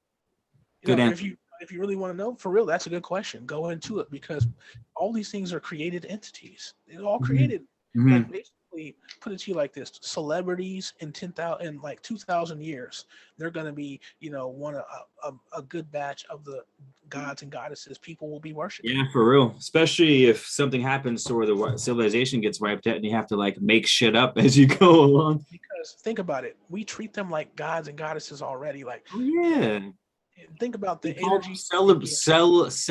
celebrities, like you celebrate them. They're celestial beings. You know what I mean? That's what What do they call? What do they call a celebrity? What's that main word? It goes with celestial. Yeah, celestial. Exactly, celestial. Star. They call them the stars. I wonder what fame. What's the origin of fame? Like famous. I don't know if we can get that etymology. I don't know. Yeah, get that. I know you got a word book around you somewhere. You should definitely look at that. So I got a site that I go to for the etymology, but this is all you gotta do: break these words down into syllables. Someone help us out. Hey, are we still on par with your itinerary? By the way, I feel like we've been slaying it. Is there anything on there? Because I don't want to miss anything that you're like, oh man, I wanted to go over that. Me, I just kind of like once we got pretty much the meat and potatoes, so I can go into the health stuff. And questions, you guys. And questions if there's something. Dave, you've said gin like 4 or 5 times. I feel like. Is there something you really? Is there something you're not telling us with these gin? I've been interested in the gin lately, like the whole. Me and my friend been talking about the shit, been breaking this shit down on the gin. Gin are very fucking powerful. That's all I'm gonna say. They're very. What's gin though? So okay, let's go back to like as they're defined by the Middle Eastern culture, or as defined by the dude who's interpreting the Middle Eastern culture. Exactly. So basically, if you get the channels, they're described as smokeless fire. So that is a blue flame too. It's a blue flame. So there's the line between the mythology and what people say it is and the actual occult science. Correct. The occult science is that. So the smokeless fire, bring that back to the body. What is that? Kundalini. Smokeless. All right. Yeah. Well done. So let's go back to fucking Aladdin. So yeah, man, elves. Dave, you need. I feel like you and I need to just have a smoke sesh, man. You just basically. He's Aladdin, like, yeah, man, elves.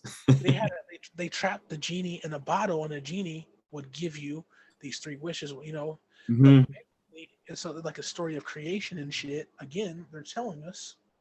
Okay, so famous means celebrated in public. You got to rub it for it to come out, though. What's good with the rub part?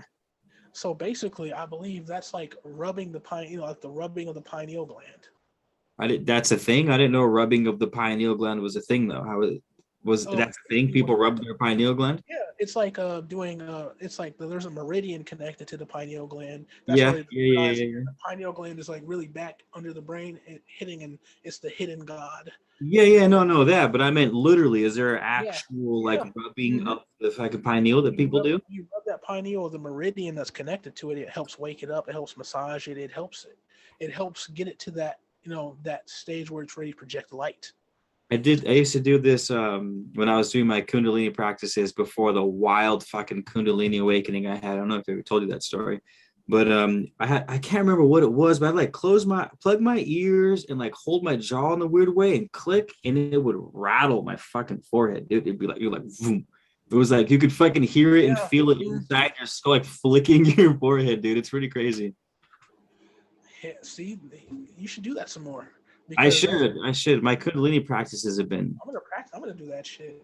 I'm gonna see how it works. That's where I was. We'll allow that one. I'm gonna allow that one. Sanjay 99 because someone had to make the gym. Someone had to. I'm glad someone did. But so like you rub the lamp and then it comes out. The genie comes out. Rubbing the lamp. The genie comes out. Genie is, guess what? Genie, aka genius. Damon. I mean, Kundalini energy has been linked to sexual energy, and if you're rubbing one out, they do say the man seed should not be rubbed out because of how powerful it is with creative energies, etc. With the whole no fat movement, you know what I mean? It goes both ways. Mm-hmm. Because the semen can be used for many different things to create. So it's about what you do with it. If you rub it out, then what are you gonna do with it?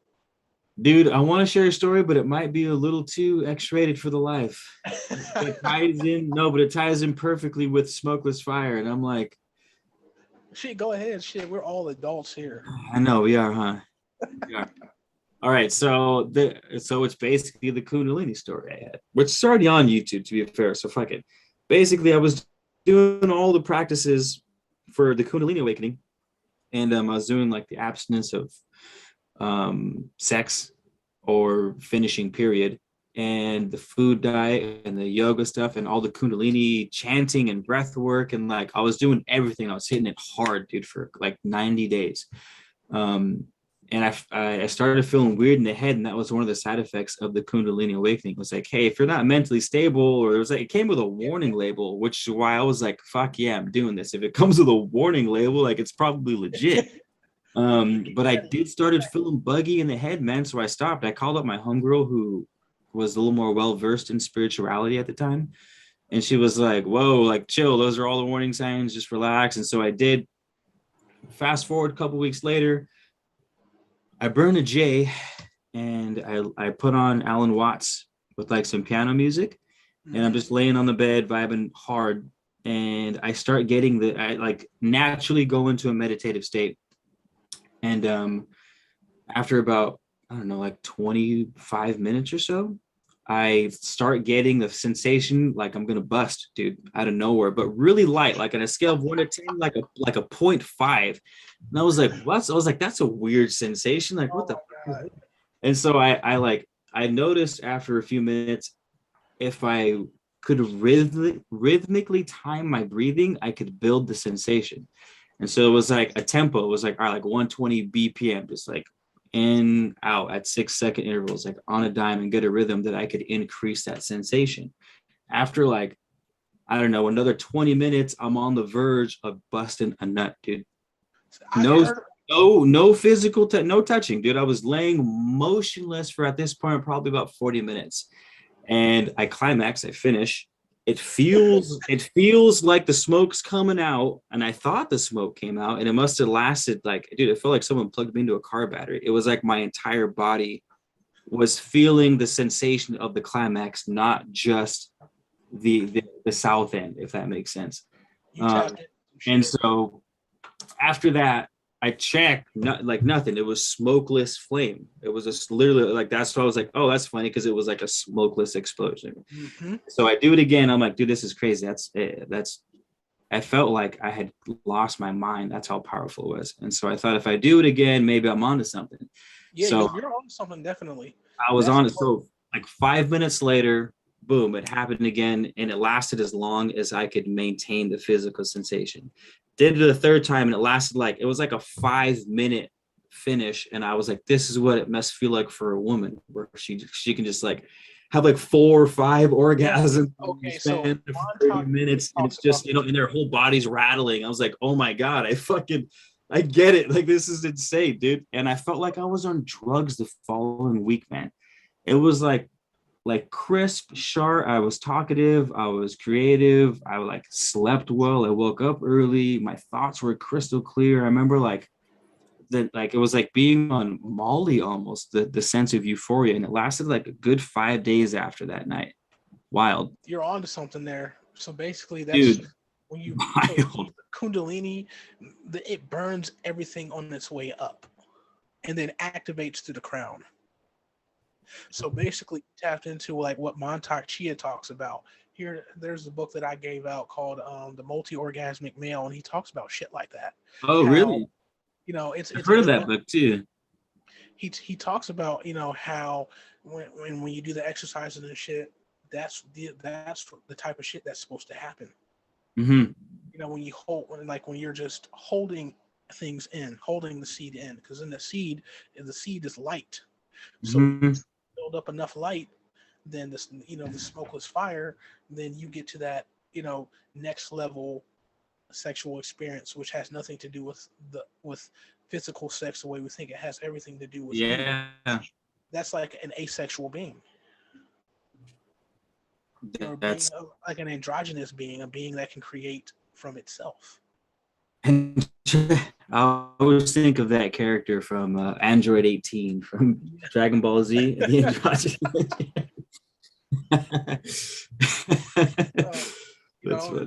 That's the Baphomet shit too. Being able to being an androgynous, knowing what androgyny is. Oh, that's right. Yeah, Baphomet is androgynous too. Yeah, and it basically what that is about, and why it's the 5-point star is because we're trying to get to we're trying to get higher than Baphomet. We're trying to go to the 6-point star, 7 and 8. But 5 is like, mastery over man. Mm. And then that's when man becomes the god, as well. That's the path.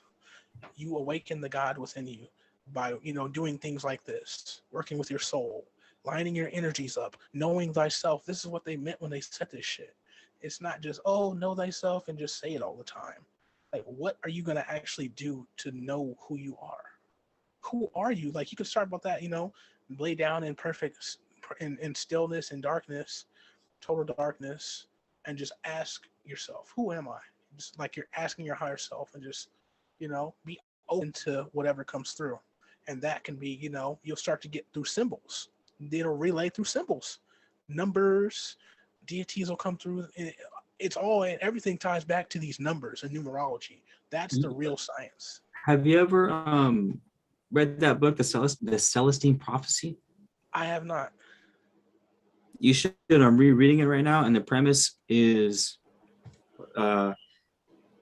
the stages of evolution that the conscious human must take. Mm-hmm. And the first step is coincidences, and it says the more you act on your coincidences, the higher your vibration is, the higher your vibration is, the more coincidences that happen. And so it's this feedback loop. And it kicked in almost instantly when I started reading the book. I read it before and I read it again, and it's like, oh shit, now I'm seeing them pop up more, dude. Yeah, exactly. Because now you're looking for them, and now you're paying attention. You're being more aware. They're coming more to the conscious. They were subconscious at first. Now they're coming to the conscious. Yeah, it's not like they weren't happening. That's exactly like the point. It was like they were there. It's just like, oh fuck, that's right. You can lift that little filter up. Exactly. Now you're more aware of it. Now it's going to, what you seeks you. Oh, thank you, Bashar. Thank you. Anytime you drop some one-liners on me, dude, I'm gonna call you Bashar. Call me Father Time. Oh, that's right, Father Time. Bashar. But for real, but that's how it is. Simply. Sometimes it's the truth is a lot more simple than we think it is. So like, so we ignore it because it's so simple, and it's not so, occult, and not so, so this or that. That can be a side effect of being, the uber spiritual. People are like being too deep into our spiritual. Like I say, don't be too spiritually high that you negate the physical as well. Yeah. Well, we've hijacked our fucking what's the phrase I'm looking for? Our shiny object syndrome with the internet. It's not that we don't like certain things, it's just that some other things are so much fucking louder and in our face and obnoxious and repetitive and fucking constant that it's like there's no way but to focus on that, Exactly. So that is a test of your will. Yeah, right? Yeah. That's what that. And so I'm glad you said that. You see my videos. That's why I always argue against always going with the flow, because it's like, how do you know your flow is yours? You know what I mean? Exactly. Your flow could be fucking, it could have been hijacked decades ago. Like you need discipline to do what you said you were going to do, even if you feel like doing something else. That's why there's the word called discipline, Yeah. What happens is, like, when you say you're going to do something, the opposite, it's opposite. When we talk about balancing opposites, is automatically going to show up. So yeah. Even more so, actually, too, when it in that circumstance. This is how some people say to manifest. So how some people manifest things. They manifest it in that way, like, oh, I don't want it, or like they say, oh, I don't like that girl, and then there's going to be a reason why you and maybe now she's being super nice to you, and now she gave you her number, making herself more likable to you, because that's why some people they manifest like backwards, which is yeah. But people like that mysterious folk, or the passive people, are usually that's their style. You see what I'm saying? So there's that, but yeah, like, just know whenever you do something, Your will is going to be tested. It has to be. Are you really about that life? Period. Would you even want it any other way though? Too, it's Yeah, like, does it mean anything if you were never tested? If it just gave you a gold medal for no reason? Like, well, think about it like this. Think about kids who grow up with money, a lot more money. Like, think about a celebrity's kid. Oh yeah, Versus even that celebrity. Say that celebrity came from poverty. So that might it's there's a reason why they're caught up into the shiny objects and things because they never had that. But now their kids are just growing up with Rolexes on their fucking wrist for Christmas. So they don't know the value of it unless they're taught the value. that is the balance. That is the Kabbalion actually specifically says that the rich man or the poor man will never be able to taste the finest foods from around the world like the rich man, but the rich man will never have the satisfaction of food like the poor man. Exactly. Like he'll never understand that fucking, oh man, I haven't had a good meal in 3 days. I got a steak dinner and a beer now. Like, exactly. even if that shit costs $10, you're just like, the rich man will never understand like that satiation. You know what I mean? Exactly. It's like overstimulation versus understimulation. Yeah. So think about something where you're overstimulated and then it's like nothing to you because it's like, okay, that's just what this is. It's like what I went through with, like, when I told my story about weed and shit. I was overstimulated with it, so it's just like I had to go through it, and now I'm cool. I can smoke in peace and chill with no adverse, things going on. It's like I'm back to that flow where I feel good, and I enjoy it, and I'm thankful for it now because before I was just like, well, this is just weed. I'm supposed to smoke, I'm supposed to get high, and I learned, what I do. I'm the weed man. learned to love it by being away from it, and because I had to at that point, because every time something would happen and I hadn't gotten to the bottom of it yet or whatever, I learned to love it instead of just abuse it. So exactly like Your whole religion. The rich man has to learn to love the rich. Not He has to learn to be grateful for what they have. Yeah. Grateful for what you have. It's just that. Did you see the Korean movie that just came, the show that came out on Netflix? What's it called? Squid Game. What's called? Squid Games? I didn't see that one. Oh, dude, you got to see that. Or you don't have to, but I enjoyed it. There's a part in it. What I always say, like, this is how you can always tell good movies. Oh, I heard of Squid Games. Okay, I thought you said have these conversations that we're talking. Uh-huh. Squid Game. Yeah. The old man that's in the game, that puts himself in the game. Okay. I heard that's what's about happening. that. Me and my friend were decoding that the other day. Squid means something. Look that shit up. I'm sure it does. I mean, what I was talking about. The moral of the story, which is what you're saying. I did catch that part because I was like, what is it? Why do I keep seeing this shit? So then I was researching it, and then I came across the moment at the end of it where it was, that, like what you're talking about here, that introspection of, the rich man and the poor man. Yeah. And that's what it was too at the end, huh? It was him on the deathbed and then the poor man at his bedside, huh? Did you see the very end? Not the last scene, but I seen like people's reviews on it, like they were talking about, oh yeah, the end, and I'm like, okay, so that's we should give a disclaimer. Sorry, you guys.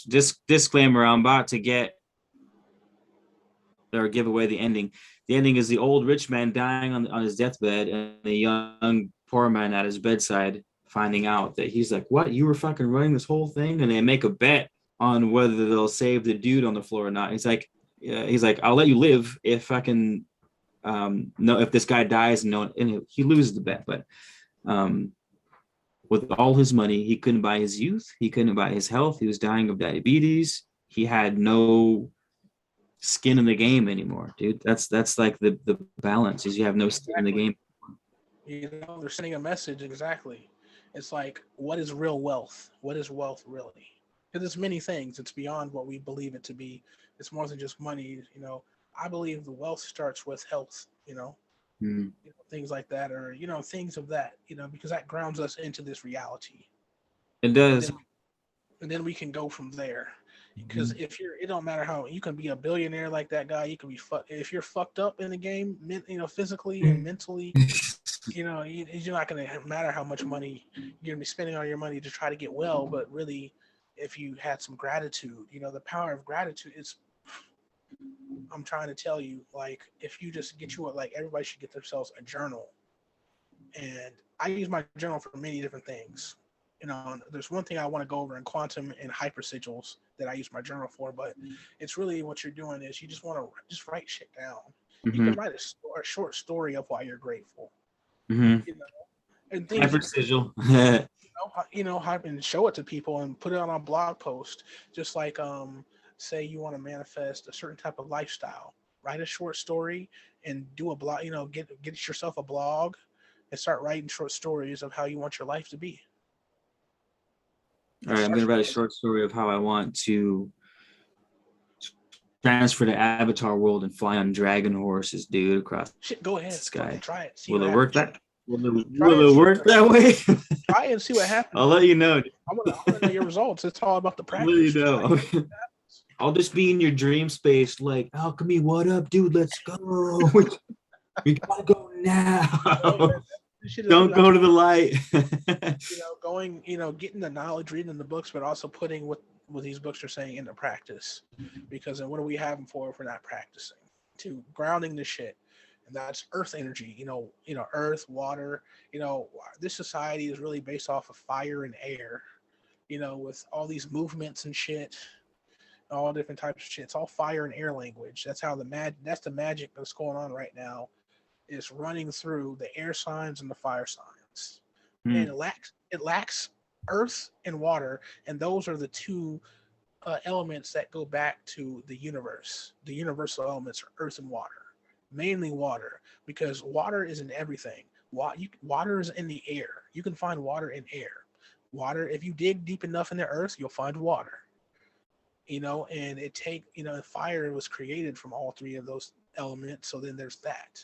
But fire needs air to the oxygen to keep it stoked, which water is. I was about to say to stoke. So water. The universal element is water, and our society right now is lacking that. These things. So it's like essential that when we're doing our works and our magic, we go back to we learn elemental magic. Because everything that if we don't learn elemental magic and we don't give thanks to the elements and shit and we just ignore them, you might as well quit this path. Just go be Christian or something. Hey, I was Christian. I was raised Christian. My mother was a devout Christian. Forgive me, Father, for I have sinned. It has been Baptist 2 weeks since I've last been to confession. I mean, I'm 12 years old. Please don't send me to hell. I fucking swear I'm a good kid. I swear. Because all this shit in this reality and on Earth is ran by Earth, air, fire, water, and spirit. If you're not going to, be knowledgeable of how they work and how you're using them, like right now, we're using air and fire. But I'm adding in water and earth. Like when I give an example of how to practice something, that's bringing it to the earth, grounding it, and using my emotions and things, bringing my water into it. So now we have earth, air, fire, water, and our spirit. So now it's not just all air and fire. You see what I'm saying? Like simple as that. Very simple. See exactly what you're saying, good sir. Alchemy, clear as day. I call myself alchemy of life. That's a hyper. Clear as day. That's a hyper. That's a label that I put on myself. That's now manifesting through. It's working through me now. I'm becoming that. That energy is tied to me. So then something else that you can do to line up energies that are tied. There's energies tied to you that you don't even know been tied to you your whole life. Okay, so let's talk about gematria, and go to a gematria calculator online, and then put in there's one that. Did you just call me a name? What word did you say right now? Gematria. What is that? Gematria calculus. So gematria is a Hebrew form of numerology. Called what? It was. Say what it's called. Gematria. What? Gematria. Write E-M. that. Right. GEM. I'll write it in the chat. Yeah. Right in the chat. Right in the chat. That sounds like something at least I should know. So, oh, switch, Amir. Sorry, you guys. I didn't realize been trying not to look at the comment section. And yeah, I didn't realize that someone was trolling in the comment section. Normally, Alchemy would be moderating that, but he's on the live tonight. Yeah. So, so our agent Smith must be tracking down Neo at the moment. You know how the new Matrix is coming out, so our agent Smith is busy right now. But yeah. So gematria is basically, you can use gematria so in many different ways. So the main way that you can use it to decode this reality, like when you see, oh, certain celebrity died, then you can put the day in, that day they died in. Oh shit, nice. I see. You know, and it comes up with numbers and names and shit like that, and you can buy see coffee. to it. Thank you. Good night. So that would be a gematria calculator. So if you go online to a gematria calculator, and some of the best ones have shit tie, have names, not just numbers, but they have names. Nice.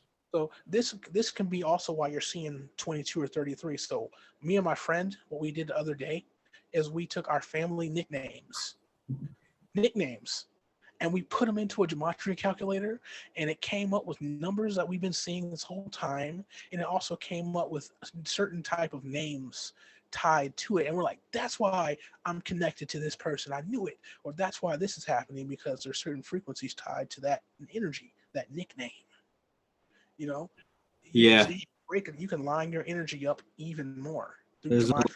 That's the different level of it. I got the tab open right now. Fuck yeah, I like that kind of shit. So get you a gematria calculator. Go online, easy. I just got myself an extra tab on the browser, dude.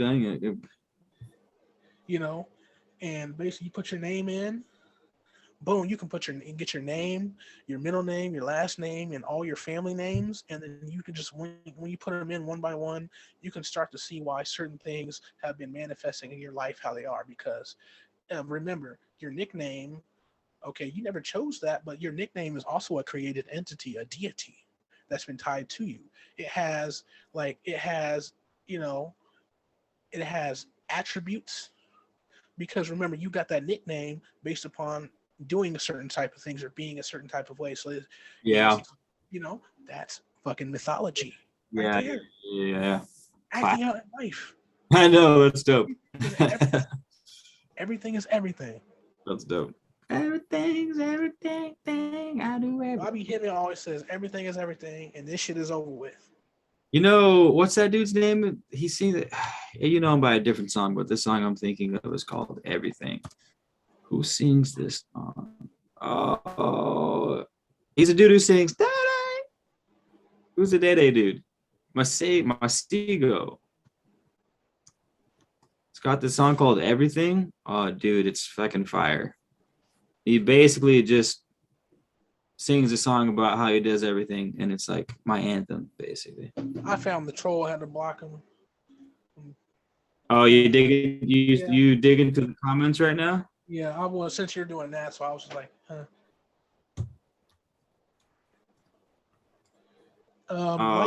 Light switch, it does not matter. Just put it in. Put in your birth name, put in your nickname, just put this shit in. You'll start to see. Put in, and then like if there are certain deities that you love to work in, put their name in, and then there's energy tied to them.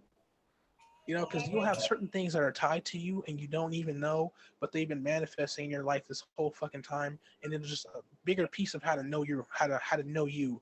This is how to know higher worlds. Rudolf Steiner. Dude, Steiner. So we're doing. He's Waldriff, right? I did a video called "How to Know Higher Worlds." Check that out on my channel, guys. That's a very important one. That's what this shit is: knowing higher worlds. Because you want to know a movie about how to know higher worlds that's been out on Disney? It's called Inside Out. It's an animated film, kids film. That is basically, it shows you how we create all these worlds. Like say you're a musician, so there's a world where you're a musician, where that you have that built up in the astral. There's a world you know, if you were, I remember you said you played baseball just like me. Well, we play baseball and we're really good at it. There's a that you can tap into all these worlds and That's become right. great. You can and take that and bring it down to this plane, but also on You can even say we're doing that as human souls, generally speaking. You know what I mean? Each human life is one of those dipping your toes in the water to figure out if it's warm or cold. You know what I mean? And getting some information in the process. Yeah, we're building these worlds and constructing them, you know, and also you can destroy the worlds and you can bring them back up. Just watch Inside Out on Disney Plus if you have it. It'll just, you'll see it. It's a good one. Like when you're into the occult, you see all these animated films. Like I just watched the movie Soul for the first time. It was a dope movie. A friend of mine had been trying to get me to watch. She had been trying to get me to watch it. It's one I really care about, you know. She had been trying to get me to watch it for a really long time, and I never did until now. Like now we're kind of on the outs. And I kind of want that to change, but whatever. You know, now I see why she was trying to get me. The lead character's name is Joe. It's like, man, this motherfucker reminds me of me. Like, god damn. Like that's why she wanted me to watch that movie, like all the way to the end. Like that's a good one. Inside Out and Soul on Disney Plus. Those are good movies to watch. This all makes me want to go. Thinking about that, I want to go play music now. Now let's start wrapping this video up now. I'm gonna throw my cash. Whoa. If anyone wants to donate to the Cash App, I'll put it out there. Oh yeah, put your paraphernalia. Whoa. Right quick, that's what I'll do. Cash App. Where we at? Yes, please support our homie, Alchemy of Life. Check out his stuff. He's actually doing what I could never finish because your boy's an Aryan, doesn't like finishing things. He started a somewhat of a mystery school, you could call it, right? Yeah. So we started a mystery school. It's over on his Patreon, and the dude is well studied and well versed. There's a fucking wealth of knowledge, as you can tell. So definitely. I'll drop my Etsy shop as well. Etsy. Just real quick. What's that? I'm dropping my Etsy real quick for anybody who wants to any magical tinctures. I got my Alchemy of Life. You know, I got my Hermetic tincture. This is amazing. This is the masculine one that, you know, helps you bond and balance your masculine side, and you know it'll help you finish those things, help you give you that drive, you know, help with your, you know, sexual output, all that right here. It's for everybody, you know. And the emerald elixir is for the other side, you know. So let's see. Chaos. Did you put your links though? Yeah, I'm putting them in now. Oh, dope. And see, yep. See a mirror says the silver has, you know, her Satara. You know, Satara has been, you know, one of my biggest supporters when it comes to the shop.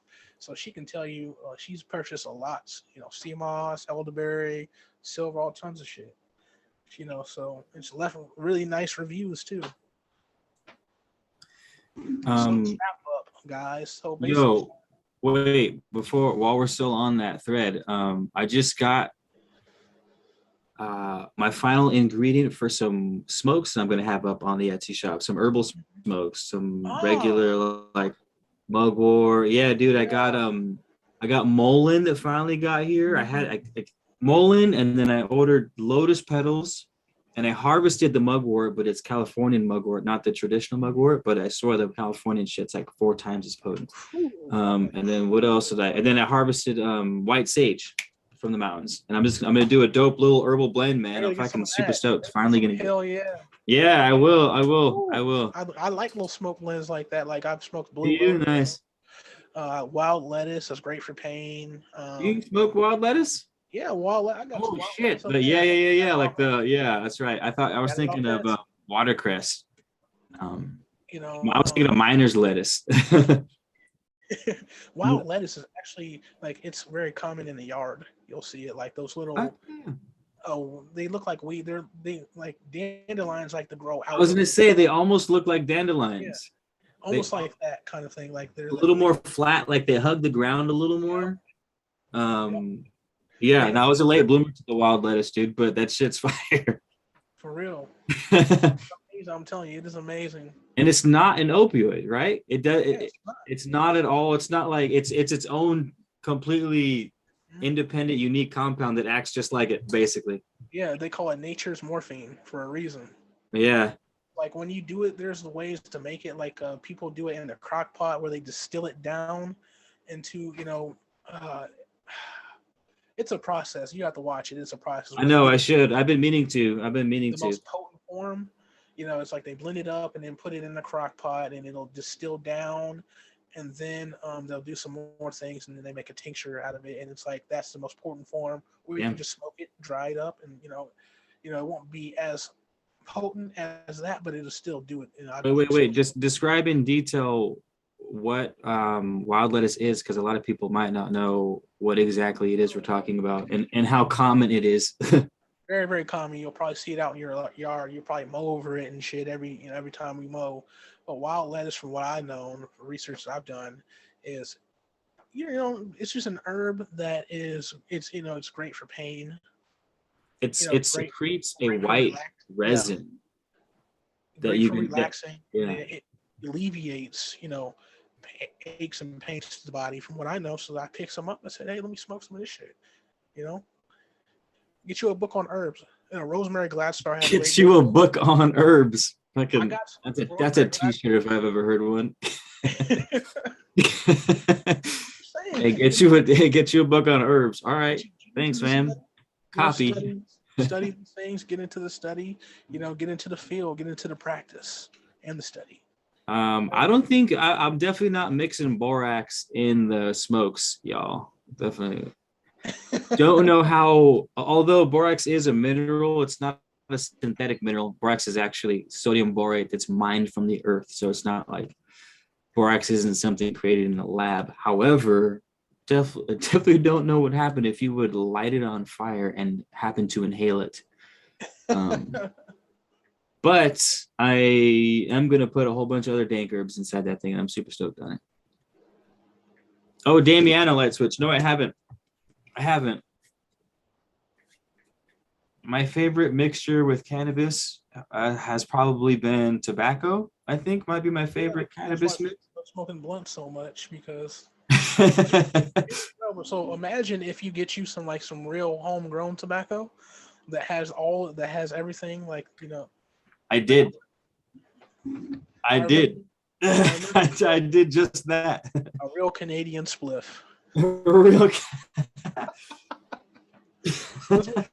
Just a little tobacco, a little weed, That's where they had the whole blunt smoke from, from the idea of a spliff. Mixing tobacco and marijuana. I'm gonna put on. What do we have? What's the most poppin'? Slightly stupid. All right, I can do that. Yeah, since spliffs is on it. The only thing with the homegrown dude is that you got to make sure you get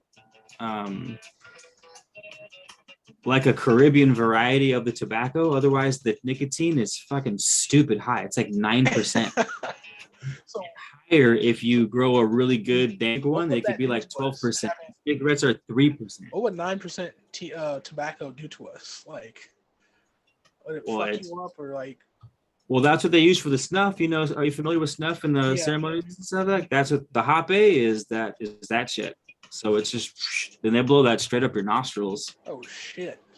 Yeah, have you seen the little device? It's this little wooden device with a hole, and they put it in the homie's nose. Looking like a whole coke addict out there. Shoot a freaking wad of tobacco up the nostril. I seen a bitch crazy on a YouTube video one time. She did. I think her name was Scarlett Tantrika. She's like a tantric teacher, and she did hape on a video. She was like, "Sorry guys, I don't do cocaine, but this is how you're supposed to do hape." She had the. Did it blow? Did her face explode? No, she was. Oh God, she's like, okay, and then she got back to the video. Straight. Go here, you okay? tapping on the fucking thing. You good? Are you all right? Give me a call, somebody. Y'all All right, man. right? Let's fucking wrap the video up. You guys, hold on, my bad, wrong button. Have any final words for Alchemy before he Going viral, guys. This shit is gonna go viral. It's going viral. We need to create a viral sigil then, dude. See, that's where I'm at. I want to go do some sigil work right now. I want to do it. So basically, okay, you can mix the path. So the Neville Goddard path, seeing it as it already is. So saying it with your conscious mind, this is what it is. So you just say, yeah, this is going viral. You know, this is going viral, you guys. Alchemy, light switch, sea flower, la flor de la mer, Septa 99. Oh, you like that slightly stupid? Nice. Yep. We do like our Cali reggae out here in y'all. Man, Keith, this has been an amazing build because I like helping people, and I have to do it through like with my energy, it lines up with the priesthood. I've always been a part of the priesthood, and that's a lot of power because, as you know, the priesthood, they control kings and queens, like where everybody thinks kings and queens are in control. It's always really the priesthood or the church in some way. Like, how important that, how the church played an important role, with governing laws way back in the day, and it still does with morals in our society, through religion and, oh, don't do this, or you're a hoe, or you're this, Yeah, it still does, and that's just my energy. It's just not something I just say just because that's what I want. If it just lines up, and I work my path through that truth. So thank you for giving me helping me, for extending your platform to help me do what I do. I'm grateful for that, 100%. Yeah, dude. Thanks for coming, hanging out too. The conversation was wonderful. I'm sure everyone was stoked. Everyone seems to be stoked. Did you guys enjoy it? Did you guys enjoy the live conversations with the gods? Taking notes. Hope you were taking notes and stuff. Go back and watch this video, take notes. Yeah, you should talk. You should chat with Light Switch. Or yeah, she was on last night. Yeah, she Remember was. Light Switch? You should fucking hit her up. You guys should mingle and shit. For real, I'm on Instagram. Let me throw it out there. Are you typing it in? Yeah. All right. Alchemy is entering his Instagram at the moment.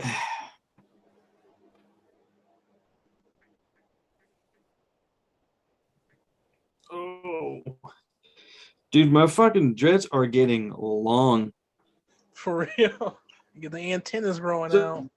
Just in the past couple of years, dude, like I saw pictures from the Man of Letters channel, which I feel like I feel like this is still a new channel. And I see the videos from before, and it's like that, dude. It's like just that and up is my fucking hair. Like, whoa, like, such a trip. What are the maintenance like on dreads like that long? Nothing, dude. Oh, I gotta cut them apart because they start matting. Like it'll be like these three at the base, and it'll just be a flattened, pancaked wad. It feels like shit. I don't like it. So I'll like go through and I'll cut it to the scalp so that they're individual. So like, how do you clean them? Like with like apple cider vinegar? I do that ACV rinse. I do that. I'll do like just water for the most part. I can't do much because it gets stuck in my dreadlocks. It's like you can't get shampoo out of your dreads unless you're there for fucking half an hour, and I'm not going to do that every time I take a shower like that. So I'll do like mostly water, and then I'll do the ACV wash probably every couple months, and then just scrub it with water. That means you have like, if you tap into that energy, those are like antennas to the straight up. Oh, dude, they're my antennae for sure. I'm just in outer space with these things. Like, what up? I just point at like stars. You're getting those. You remember the movie Predator? Oh, do I ever? You got dreads like That's like so. Da-na-na-na-na, da-na-na-na-na. Like the 70s rock playing on the helicopter, that classic helicopter scene. What song is it, In the Jungle or something like that when they're going under the dude, that was one of my favorites. I used to watch that movie all the time. All right, dope, dude. Well, fuck, thanks for coming on, dude. For real, I'll do it again. We always let me help you push your course because that sounds dope. I might even I'm have to creating. sign up for that myself. Is it already up and running on your Patreon? It is not. So basically, here's what I'm doing for those who are not subscribed to my Patreon. Oh, So those who aren't subscribed to my Patreon, I'll be selling the course. But for those, for certain people who are subscribed to the Patreon on the highest tier, the very highest tier, uh-huh. that's where the the mystery school is. Ah. All of that work. But Richie is helping me with Thinkific, and I'm just taking the knowledge in. So I'm constructing the course right now. Because I was too worried about building the course website because it's a course website. Yeah. So I just started, doing the course itself. So it should be up sometime this week. Oh, So shit. I see. the very first course is going to be the subconscious mind course, and then a libations course, and that's a whole different. I'll talk about libations next time. Yeah, I was about to say this is probably a conversation for next time, but it's an important one because I'll just say this: presenting knowledge in a defined container like that, where you have to pay to get in, or there's some sort of gatekeeper, it's not just free access, definitely brings a different caliber of like student and teacher of like responsibility, Yeah. So there was a time where I was like, knowledge should be free, and I'm like, well, should it? Because I did the whole video on it. Like, people, like, free knowledge could be fucking like, people are like have no idea what's going on in the world anymore just because of all. Anywho, like I said, that's probably a conversation for the next time because it's a good one. So good luck with that. I'm dropping my Patreon out. Yeah, drop the Patreon, drop whatever you need. And everyone, thank you for coming out. Sorry, we'll do a Q&A. Maybe we'll do a Q&A next time because I got a dip. I got to go make some sigils and shit. So love, Harris. Oh, Richie, thanks, man. Alchemy, Switch, Amira, Alchemy, everything's posted. Switch Magic, thank you. Amira, thank you everybody for coming through and staying. We got good 28 people. I like that number. Yeah, thank you guys. Oh, it tells me 31 in like the OG homepage. You can't see it because you're not OG. We're right. All right, peace out. Good night, everyone.